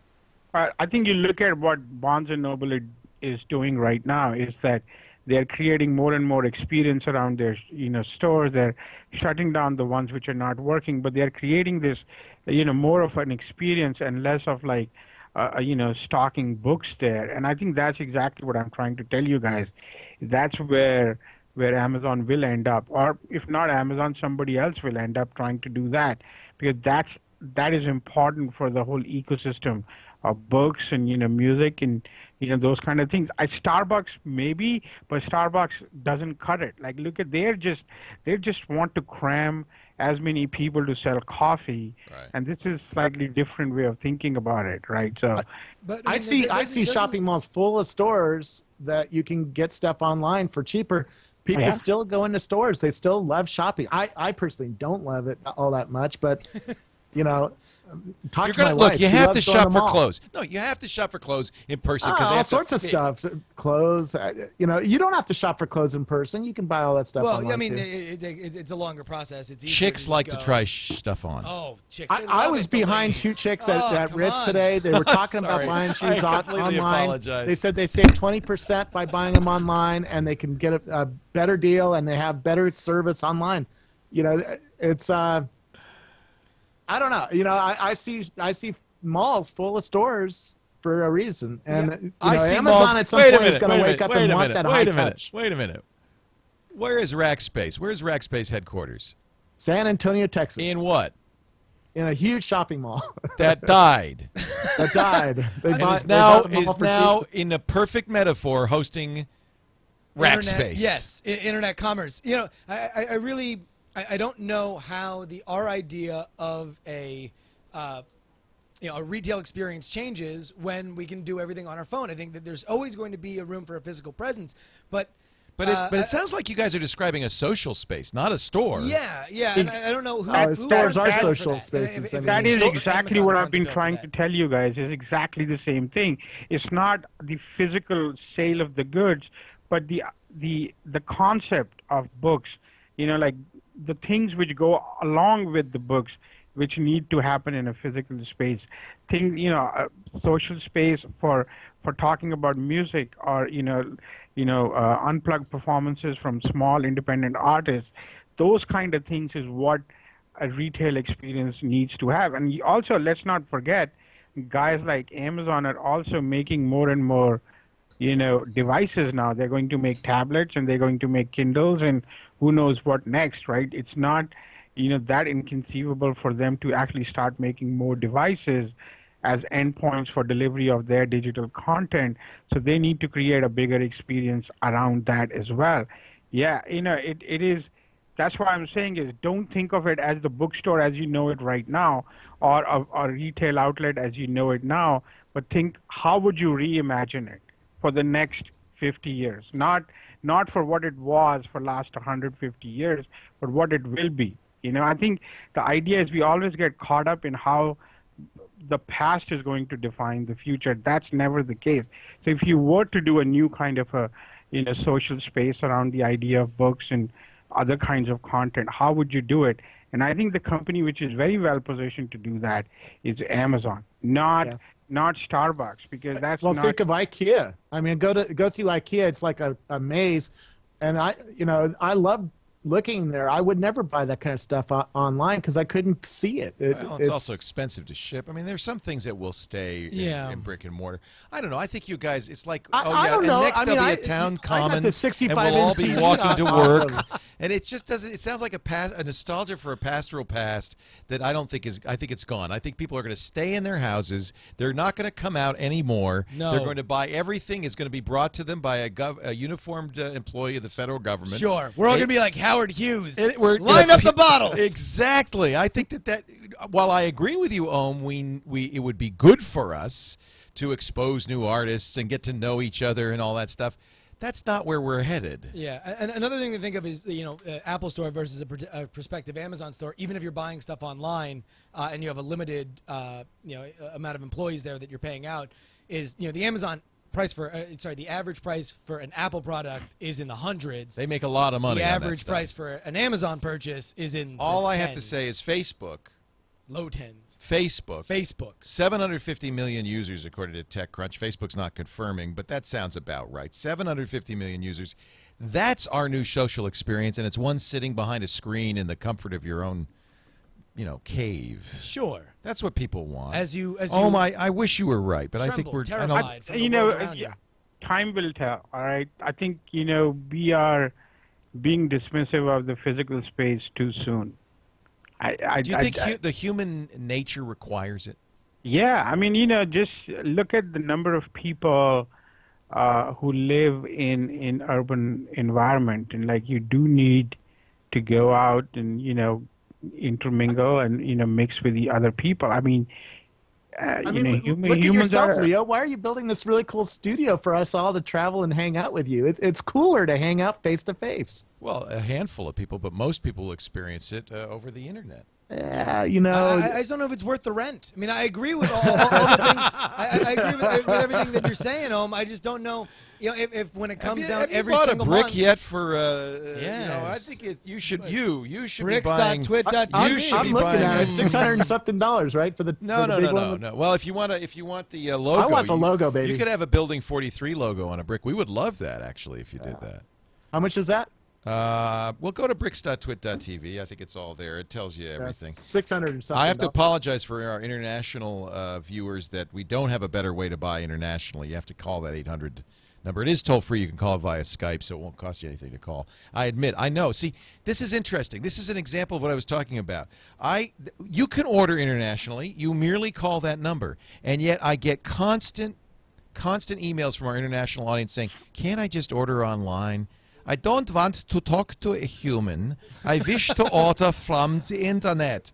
So yeah, 8x8 brick with a custom logo, $640, but you're worth it. Do we know where this brick's going to be? Are you going to put me in the bathroom? Or are you going to put me out front? You can be anywhere you want. I'll put you where you want to be. This is what the TWiT logo looks like on a brick. They do a really nice job. They laser cut this. They're fantastic. Yeah. Yeah, they laser cut this into the brick. We will have a limited number of these. I think there's only 200 total of these, so don't wait too long, Robert. How many you got left? I don't know, but I think there's. Dude. I think there's 198 left. Oh, okay. No, I don't know. But these don't sell real fast, as you might imagine. Come on, man. You got a lot of fans. Most people. Oh, we do. And we've sold 1,000 bricks, but most of them are the $128 bricks. And you will love seeing this wall, Robert. When people come to the studio, there's memorials to parents. There's somebody wrote a push here to open wall. I mean, there's just some great stuff. I'm with stupid and an arrow pointing to the brick to his left. There's awesome. Some great stuff. So it'll be fun to browse our brick garden. And to answer your question, Robert, it's in the entryway. It's right there when you first come in. So I know. John Salina, Jammer B, who's he's got the Diamond Club bricks. He's got the diamond. TK wants my brick to be behind the toilet paper holder. I can put it there if you wish. Actually, we were going to, and we haven't gotten around to it. We might still do this, sell naming rights for my studio, for the bathroom. Oh, like a stadium? Yeah. So it'll be, the TWiT Brick House bathroom, brought to you by Justin Robert Young. Yeah.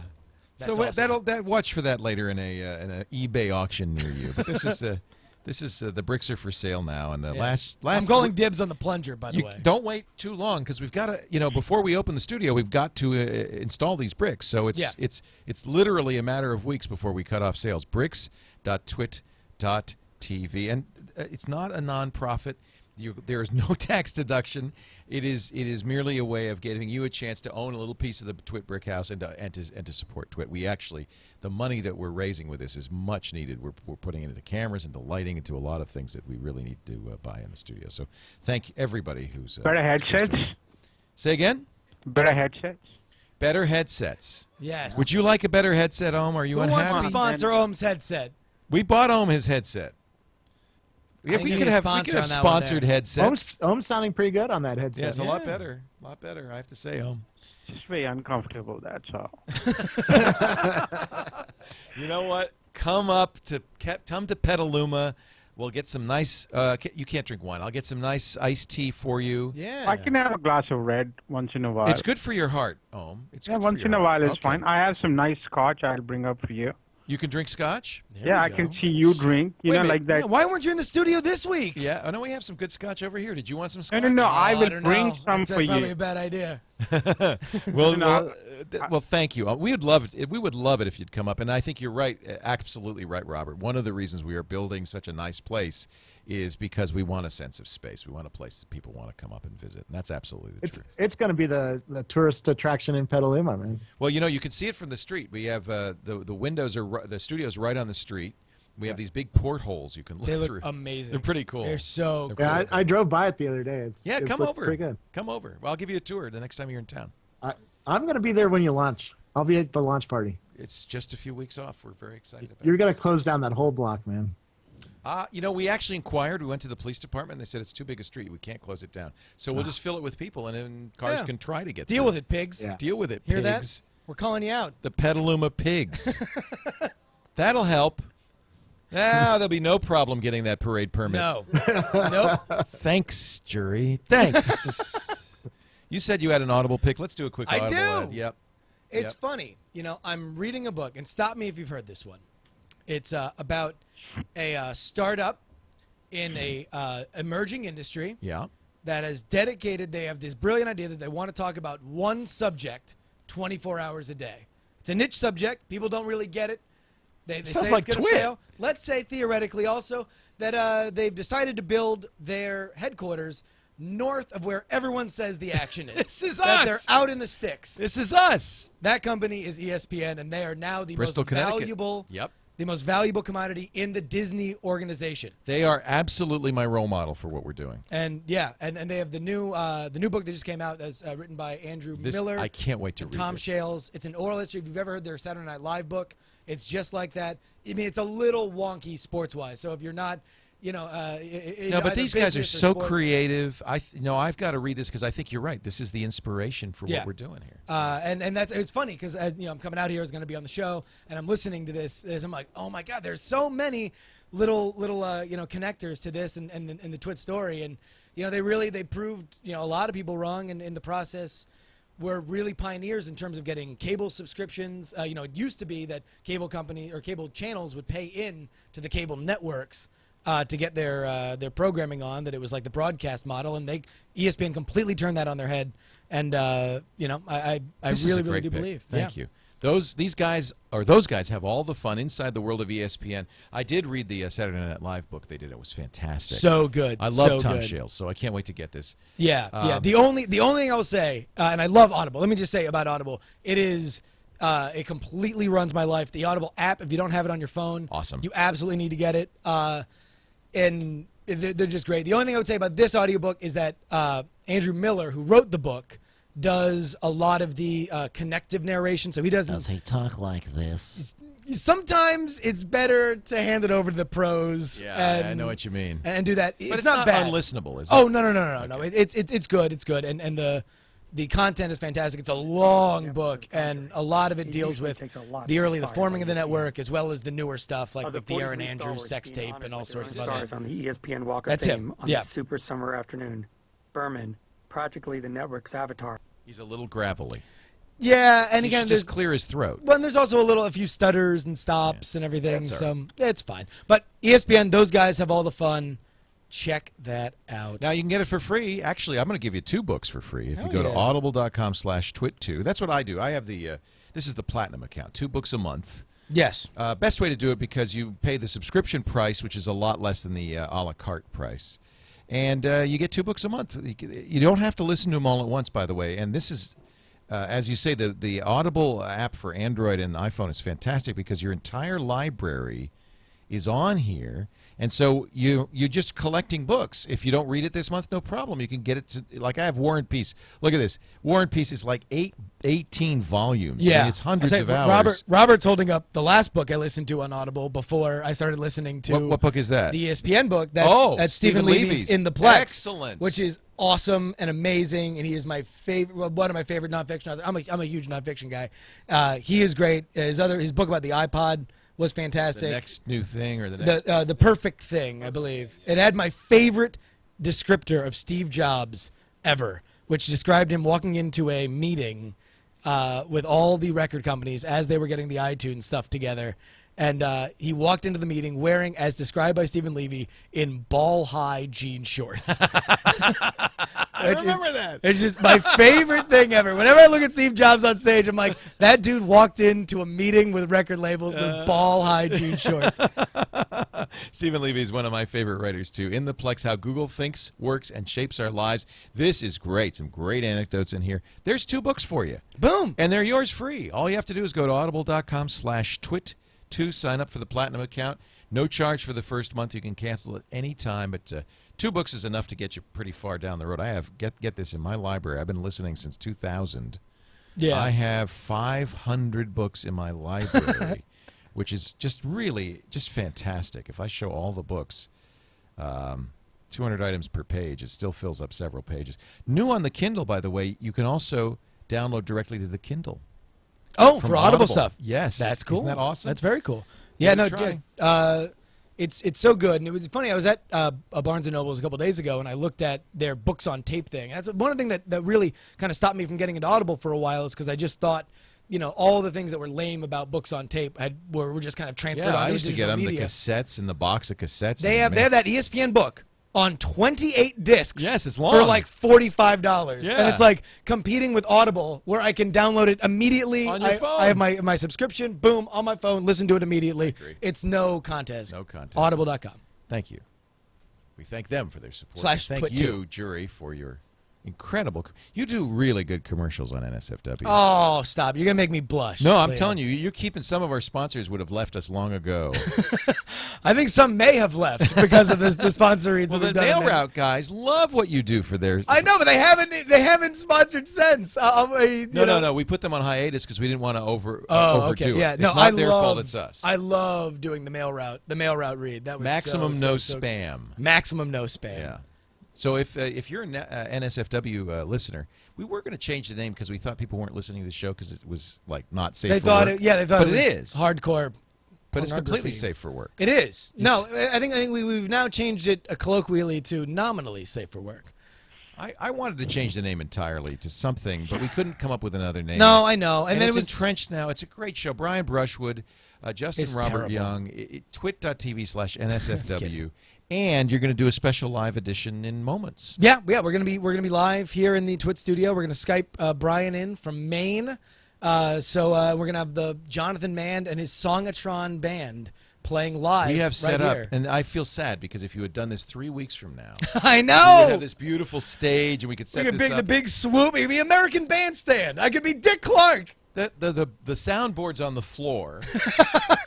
I mean, it's going to be horrible. Yeah. Anyway. No, Jammer B has set up. Jammer this great B's working studio. hard to get something Yeah, nice for him. I think well, Robert wants us to get a little bit into the Final Cut 10. Do we have time? Is that what he's showing us? I believe so. All right. I got 2 big stories we're going to cover.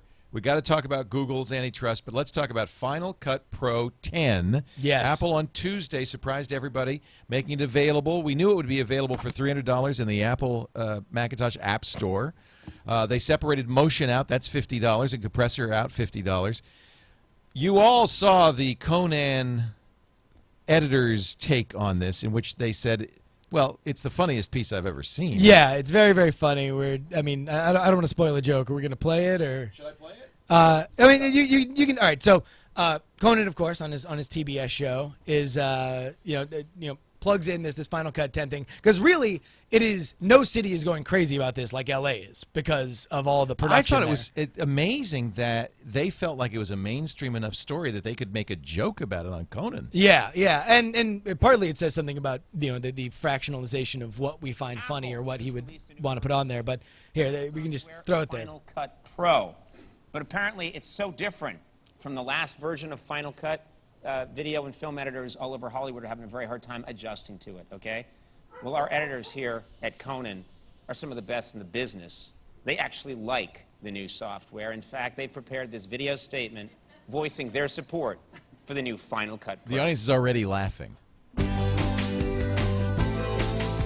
Hi, I'm Dave Grecu, one of the editors here at Conan. We actually really like the new version of Final Cut Pro. We used it to edit the video you're watching right now. Hey, this is Dan Dillon. Interface for Final Cut X's. Best of iTunes and iMovie all right It's inside all mess Final Cut up. X. That's great. Hey, my name is Rob. You get Yeah, the idea. yeah, It that's the continues bit. on with bad editing, bad titles. Robert, you disagree?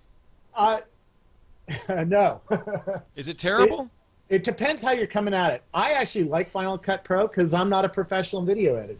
My producer, on the other hand, who does my editing, he hates it. And Really? Yeah. well, it doesn't have multi-camera support. It doesn't take in files from the old version. It didn't have some exports he needed and stuff like that. That was He the thinks it's worst an thing. abomination. If you have any legacy stuff, anything you've edited in Final Cut Pro Studio, you can't open it. Yeah. You have to this is keep a fun- totally rewrite. My main problem with it is that they should have called it something else, like iMovie Pro Plus or Final Cut Express, which is a product they've replaced, which is the same price, and really this is a logical replacement for that. Yeah. Well, I think that's the biggest thing is for professionals who love Final Cut and live on Final Cut. This was a super jarring thing. I think David Pogue actually did a great job of sort of separating what actually is not on Final Cut 10 and what is just harder to get to. Well, but they can basically, do. he asked Apple, and Apple gave him the information, and he put it on his. Yeah. Well, I mean, I thought it was a pretty good resource. I did some It is original. a good resource. It's kind of an apologist for Apple, but that's all right. Nah, yeah, I agree. It's good information. Let me just say, I did some original reporting for TWiT. Yes. And I have a bunch of friends because I've worked. Me and Andrew have worked in television before. We did G4 Underground documentary series. You worked at G4? Oh, I'm sorry, you can't be here. We'll see you later. Oh, Thanks. come on. No, Goodbye. don't worry. We have very similar experiences. But I've made a lot of friends, and I emailed one of them, I texted one of them, and I ask around to some of her professional editor friends to describe Final Cut 10 in one word. So these are all editors for NBC, Discovery. Professionals. Professional editors. We have, does WTF count as one word? Nice try, Apple, put into one word. And then apparently 14 people saying a word that I can't say on TWiT, Okay. but has BULL and then ends with IT. Oh, yeah. So not exactly happy, the LA editing community. I thought this was interesting. Daniel Jodkut, who is a Apple developer who does I live on Mars Edit. Yep, Mars live Edit. on Mars Edit. Red Sweater software. He had I thought the tweet that kind of said it all. He said Apple will happily piss off 5,000 professionals to please 5 million amateurs. Is that what happened, Robert? Is that I think so, but they really screwed up by naming it. Because the amateurs who like me who came through iMovie, we don't care that it's Final Cut Pro. Although that did get me to download it and spend $300. Well, that's part of the value proposition. What, this was $1,200, now it's only $300. I'm going to buy it even if I don't need it. Yeah, except it doesn't do what Final Cut did. I mean, I use 2 cameras on my show, and it's hard to use that. Well, David Pogue says you could still do a 2-camera.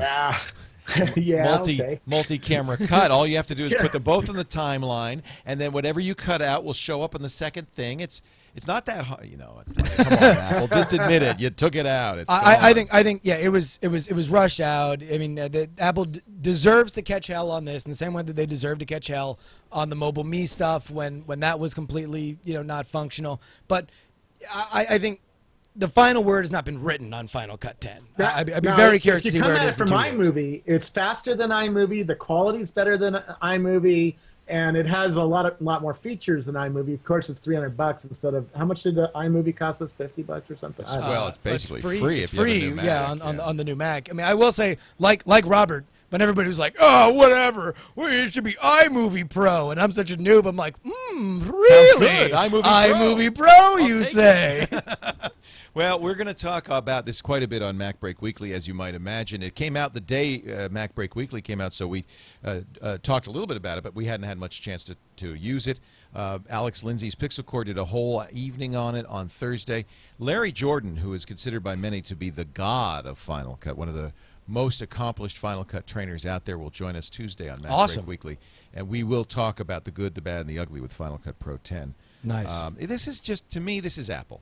This is what Apple does. Apple is completely willing at any time to say, hey, see you later past, welcome to the future, and if it pisses some people off, it does. That's both their strength and in some ways a weakness. It's part of their arrogance. Yeah. And I think this is what makes Apple Apple. You'd never see Microsoft do that. Yeah, well, you know, this is a complete rewrite. It works on multi-core machines a lot better It's than Cocoa. It's 64-bit. you know.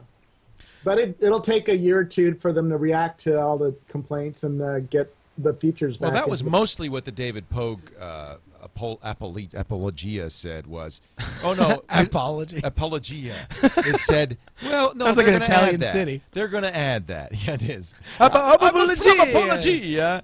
It's near Trieste. He said basically, oh, they're going to add that. They're going to add that. Or you can get a third-party app for that. There were very few cases where he said, no, we're not going to ever do that. Yeah, I mean, the only thing I would disagree with you, Leo, is I think that by and large, Apple is better at shipping a more polished final product than this. I think this stands apart of them kind of eating it. Is it really crappy? Here's another complaint I have about Apple since we're bitching about Apple. All right. I have a brand new 27-inch monitor. Sexy. And a brand new 27-inch iMac. Yeah. But look, they don't match. Match up. You know what? I'm glad you told me that because I was going to buy the exact same setup you just bought for the new studio because I thought they would match. Now I'm just going to use a TV set. Yeah. Well, use a TV set or get some Ergotron arms. Behind here, I have some Ergotron arms, and I'm going to work on that. Is that it? In fact, that was what we were just looking at. So there's a Visa. You could pull off the stand on the iMac, and then you can Visa mount something on there. Is that how? Yeah, and then you're not set on the table anymore. Right. You're set on these arms, and you can arrange them, and also you can use verticals. I'm going to get a second 27-inch monitor so I can do 2 vertical monitors next to my horizontal iMac. You're not having children again, I take it. No, why do I need? I have 3 babies. So I don't need more, man. This is No, Robert's I'm over solution that. for birth control. I'll just have 3 monitors. There we go. 3, and I have a 4th one over here, and a Mac. You don't want to take any chances, obviously. Oh, absolutely. And the 65-inch big screen, you know. Scoble just got a 50-monitor bacchanalia going on in his office. My goal is to keep up with Leo, because Leo's getting this huge studio. I don't have that, so I'm going to have as much glass around me as Leo does. You were going to have a long road to hoe after that studio opens up. Actually, I'm going the other direction. We're going to have fewer monitors in my new office, my new studio, because I do want to have children. And if anybody is interested, just let me know. So, couple of quick stories. Leave your number on a TWiT brick, which you can buy at bricks.twit.tv. I'm buying one of those bricks, man. Yeah. Good. I hope you do. I hope you all do. Just do one quick real thing before we wrap up the Final Cut Pro thing. In Fair is Fair, Pogue did call the Final Cut 10 thing a bad launch and a botched launch. So good. Yeah. Good. Good for you, David. What are you laughing at? I just really want to know how you feel about David Pogue. You know what, David? Believe it or not, David's an old friend. I really like David, but I have to say, when I think Walt Mossberg and David Pogue, I just turn green with envy because apparently they're willing to do anything to keep Apple on their good side and get the free products. Well, because they didn't hold up an iMac and record Steve Jobs in the... Can you imagine David or Walt doing that? No, of course not. Well, I mean, Isn't that what you do if you're a journalist? You try to get the story. You don't. Well, and specifically one that has a live streaming network that is covering it live and trying really need to, do they? No, they're there to write. A I think the text measure of Walt's allegiance, and I've switched from Pogue to Mossberg, but the measure of Walt's allegiance. Do you have to Apple, declare? No, you don't. The measure, no. Yes, 8-ball in the corner pocket. In fact, Steve Jobs 8-ball in the corner pocket. No. I'm on Team Walt. Team Walt, baby. Mossberg. I got the Pogue man. So is the way he treated Steven Sinofsky of Microsoft when he was talking about Windows 8.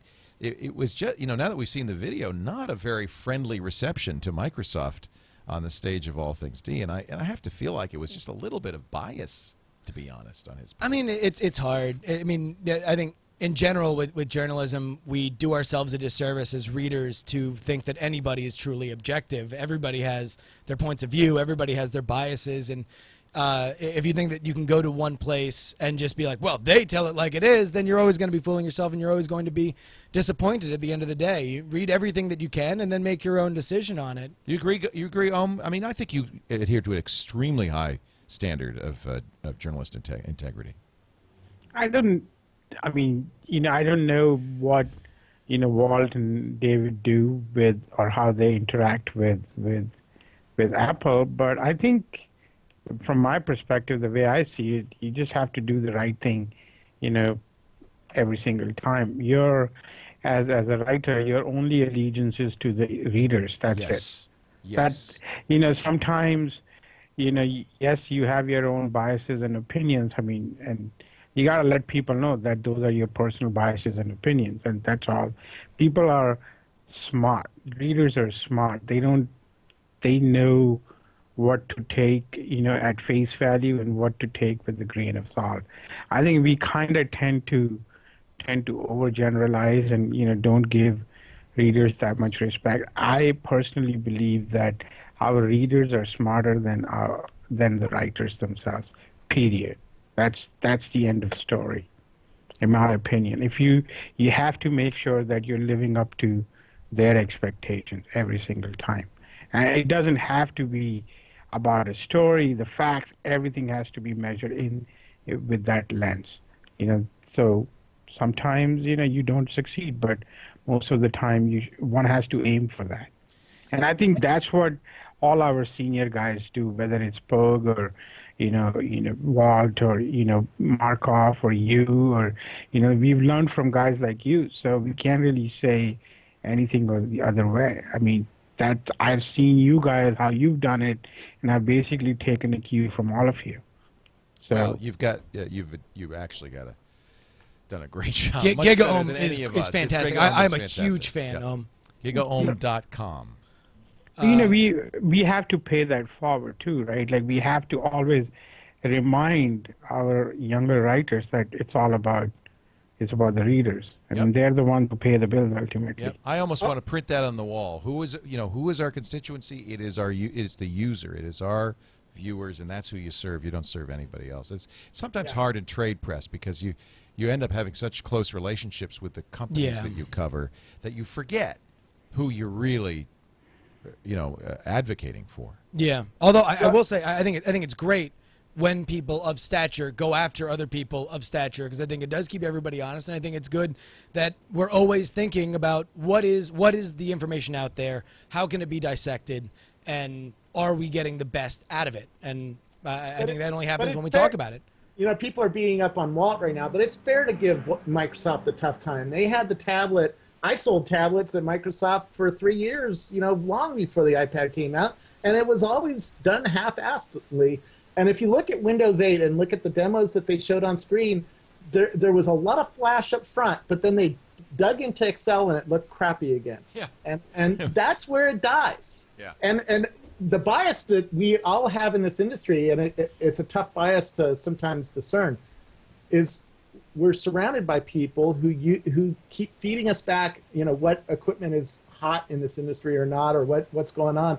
And like I just had a guy over at my house who used to be one of the guys at Microsoft that I look up to, or look at Charles Fitzgerald at VMware. Mm-hmm. All these guys are Mac users now. Yep. And so, these are former high-level executives from Microsoft. I used to work at Microsoft, and look around. I have all Apple equipment. Yeah. There's a reason for that, and that bias comes through on stage. The reason is because we can afford it. Well, it's not just afford it. It's passion. When I talk to audiences around the world who are tech passionates, they have Macs. They spend the extra money because it works better. If you don't care about your equipment so much, or if you can't afford it, then you're more likely to be a Windows user still. But Chris Forsman writing in the Infinite Loop column at Ars Technica, which is a great column. According to sources within Apple's supply chain, production for the MacBook Air will increase in July 17% over June and could increase as much as 100% for the third quarter. Apple is expecting incredible demand for this supposed MacBook Air model that they'll release with Lion that'll be running a Sandy Bridge. Will have Thunderbolt, obviously, in it. They think the MacBook Air will be the computer of the second half of 2011. Hey, when is this coming out? Well, no one knows, do they? But now the chat room's going white hot on me right now. They are totally eating me up. But that's no, that's why you're here, Robert. Yeah, from the chat room in Kanye voice, Scoble doesn't care about Windows people. No, go to VMware. They were 99% Mac. The whole engineering team. Go look at my photos of the Facebook engineering team. 95% Mac. Go to the LIFT conference. I had people raise their hands over in Geneva, Switzerland, a European conference, not in the Valley. 95% Mac. TEDx or TED, you go there, it's mostly Mac. I went to the World Economic Forum, and I counted a lot of iPads, a lot of Macs, not so many Dell machines, not so many PCs. So, you know, that's where my biases come from, and I can go more into why I buy Macs, but you know, actually, it's interesting. I'm getting the feedback from the industry itself, not from my own biases. Somebody says, "Oh, Rackspace competes with Microsoft." Oh, give me a break. No. Rackspace is a little pimple on Microsoft's ass in terms of But profit. it is a religious war. We don't want to get into it because it's just you can never make anybody happy. But one thing we all agree on, you really got to burn that hat, Justin. It's just come on. It's just really I can smell it from here. So I just come on. 2009 Cup champions, Pittsburgh Penguins. Talk about burying the lead. What is the big news story of the week? The FTC filing antitrust action against Google. And did we get to it today? No, we didn't. We'll talk about it next week. Thank you, everybody. I don't know. Is there anything to say about this? I don't know. It's Sunday, man. Time to chill out now. Yeah, let's kick up our feet. This is a story that's going to go for at least a decade, so we'll have plenty of time to talk about it. The only thing I want to say about it is you know, Scoble's holding up the In the Plex book. If you haven't read that book, please read it. To me, the moral of it was, what happens if you have this audacious dream? It comes absolutely true, beyond your wildest, you know, comprehension, and you know, then you have to deal with it. And I think that's what's happening right now with Google is, you know, they've followed their path, and it's, you know, there's complications to it. It's a challenge. It is. It is a great book. We had Stephen Levy on This Week in Google about a month ago talking about the book. Some great stories in there. It's an amazing book, well written. I agree with you on that. Thank you, everybody, for being here. There's a lot more news. We didn't get to all of it, but we did have a great time. And frankly, when you have people of this caliber on, well, with the exclusion of you, Jeff. Of course. Justin. Yeah, sure. Well, I was joking on Twitter that the guest panel was 2.5 men this week. So no, you look at. I love you. You're the greatest, Justin Robert Young, NSFW. Stay tuned. We're gonna have a live NSFW with music coming up in just a bit. Yeah, absolutely. And also, I just want to give a quick plug. Andrew Maines. We didn't get to talk about ebooks, but he's got a $1 ebook. If you like science fiction, it's brand new on Amazon. Just go to The Chronological Man. Just search for Chronological Man. If you like sci-fi, it's basically a Sherlock Holmes meets Tony Stark meets Doctor Who kind of story. You'll really, really dig it. So download that, The Chronological Man, on Amazon. And I love this, and I hope you'll talk a little bit about this, but this is the thing to do now is these 99-cent, $1.99 ebooks. They sell like crazy. John Locke is a guy who was the first million ebook seller that was announced this week. Amanda Hawking, she just signed a deal with St. Martin's Press. I mean, this is really the way to go. 99 cents. The Chronological Man, The Monster in the Mist. And then also, speaking of audiobooks, Andrew Maine's first book, The Grendel Shadow, I did a audiobook recording for. You can download that at andrewmaine.com/books. And I just finished the audiobook, and boy, is it a monster. 8.5 hours for his full-length novel, The Public Enemy Zero, which will be out this week. So check that out, andrewmaine.com/books. Is he your best friend forever? He's my BFF. Yeah, you know, it's like Chewbacca. Like, I owe him a life debt. So, you know. Want to thank Robert Scoble for being here. The Scobleizer is always great, always interesting, always has something to say. And hopefully all the Microsoft fans will let me back on the show. Oh, come on. You know, we got a lot of heat because I also agree. I did give a free pass to Windows 8, and we talked a lot about it on with Dvorak a couple of weeks ago on Twitter and got a lot of heat. But you got to call a spade. And in this case, we don't know. We won't see it for another year and a half. But when it does come out, I think then we can deal with it. I agree with you. I think there's some problems for sure. Scobleizer.com, the place to go, but you got to see his videos at building43.com. He does such a great job covering the tech industry, inspiring stuff. And finally, the great Om Malik, who is easily the smartest man in tech today. Om Malik, remember that name. You can see him at a coffee shop and a nightclub and Amazon bookstore near you someday soon. You said it would happen. You said it would. GigaOhm.com. Throw your head over the wall, Ohm. Come on. All right. Double down. Thanks for being here, Ohm. Thank you, Leo. It was, as always, a great pleasure. He's one of my favorite Ohmies. I'm glad I am. All right. Hey, thanks for being here. Thank you all for joining us. Don't forget, we still got bricks to sell, lots of them. Don't send me a brick. I don't need you to send me a brick. When I say buy a brick, I don't mean buy it at your Arch & Supply Hardware and send it to me. I mean go to bricks.twit.tv and buy a brick, a commemorative brick. You put it up on the wall. It could say anything you want, and we'll have a wonderful foyer where everybody gets to visit their bricks. Bricks.twit.tv. Last couple of weeks of our brick sale to help build the new TWiT brick house. We're very excited about this. We do TWiT every Sunday afternoon, 3 p.m. Eastern, 6 p.m. I'm sorry, 3 p.m. Pacific, 6 p.m. Eastern Time. That's, let's see, 2200 UTC at live.twit.tv. But you know what? You don't have to worry. If you miss a show, you can always catch up with them at twit.tv. We've got live programming on almost all the time, and it's really, if you can, tune into live.twit.tv, because you never know what you're going to catch, like Andrew Main coming up in just a bit. Yeah, on the NSFW show. Thanks, everybody. We'll see you next week. Another TWiT is in the can. Bye-bye, everybody. This is amazing.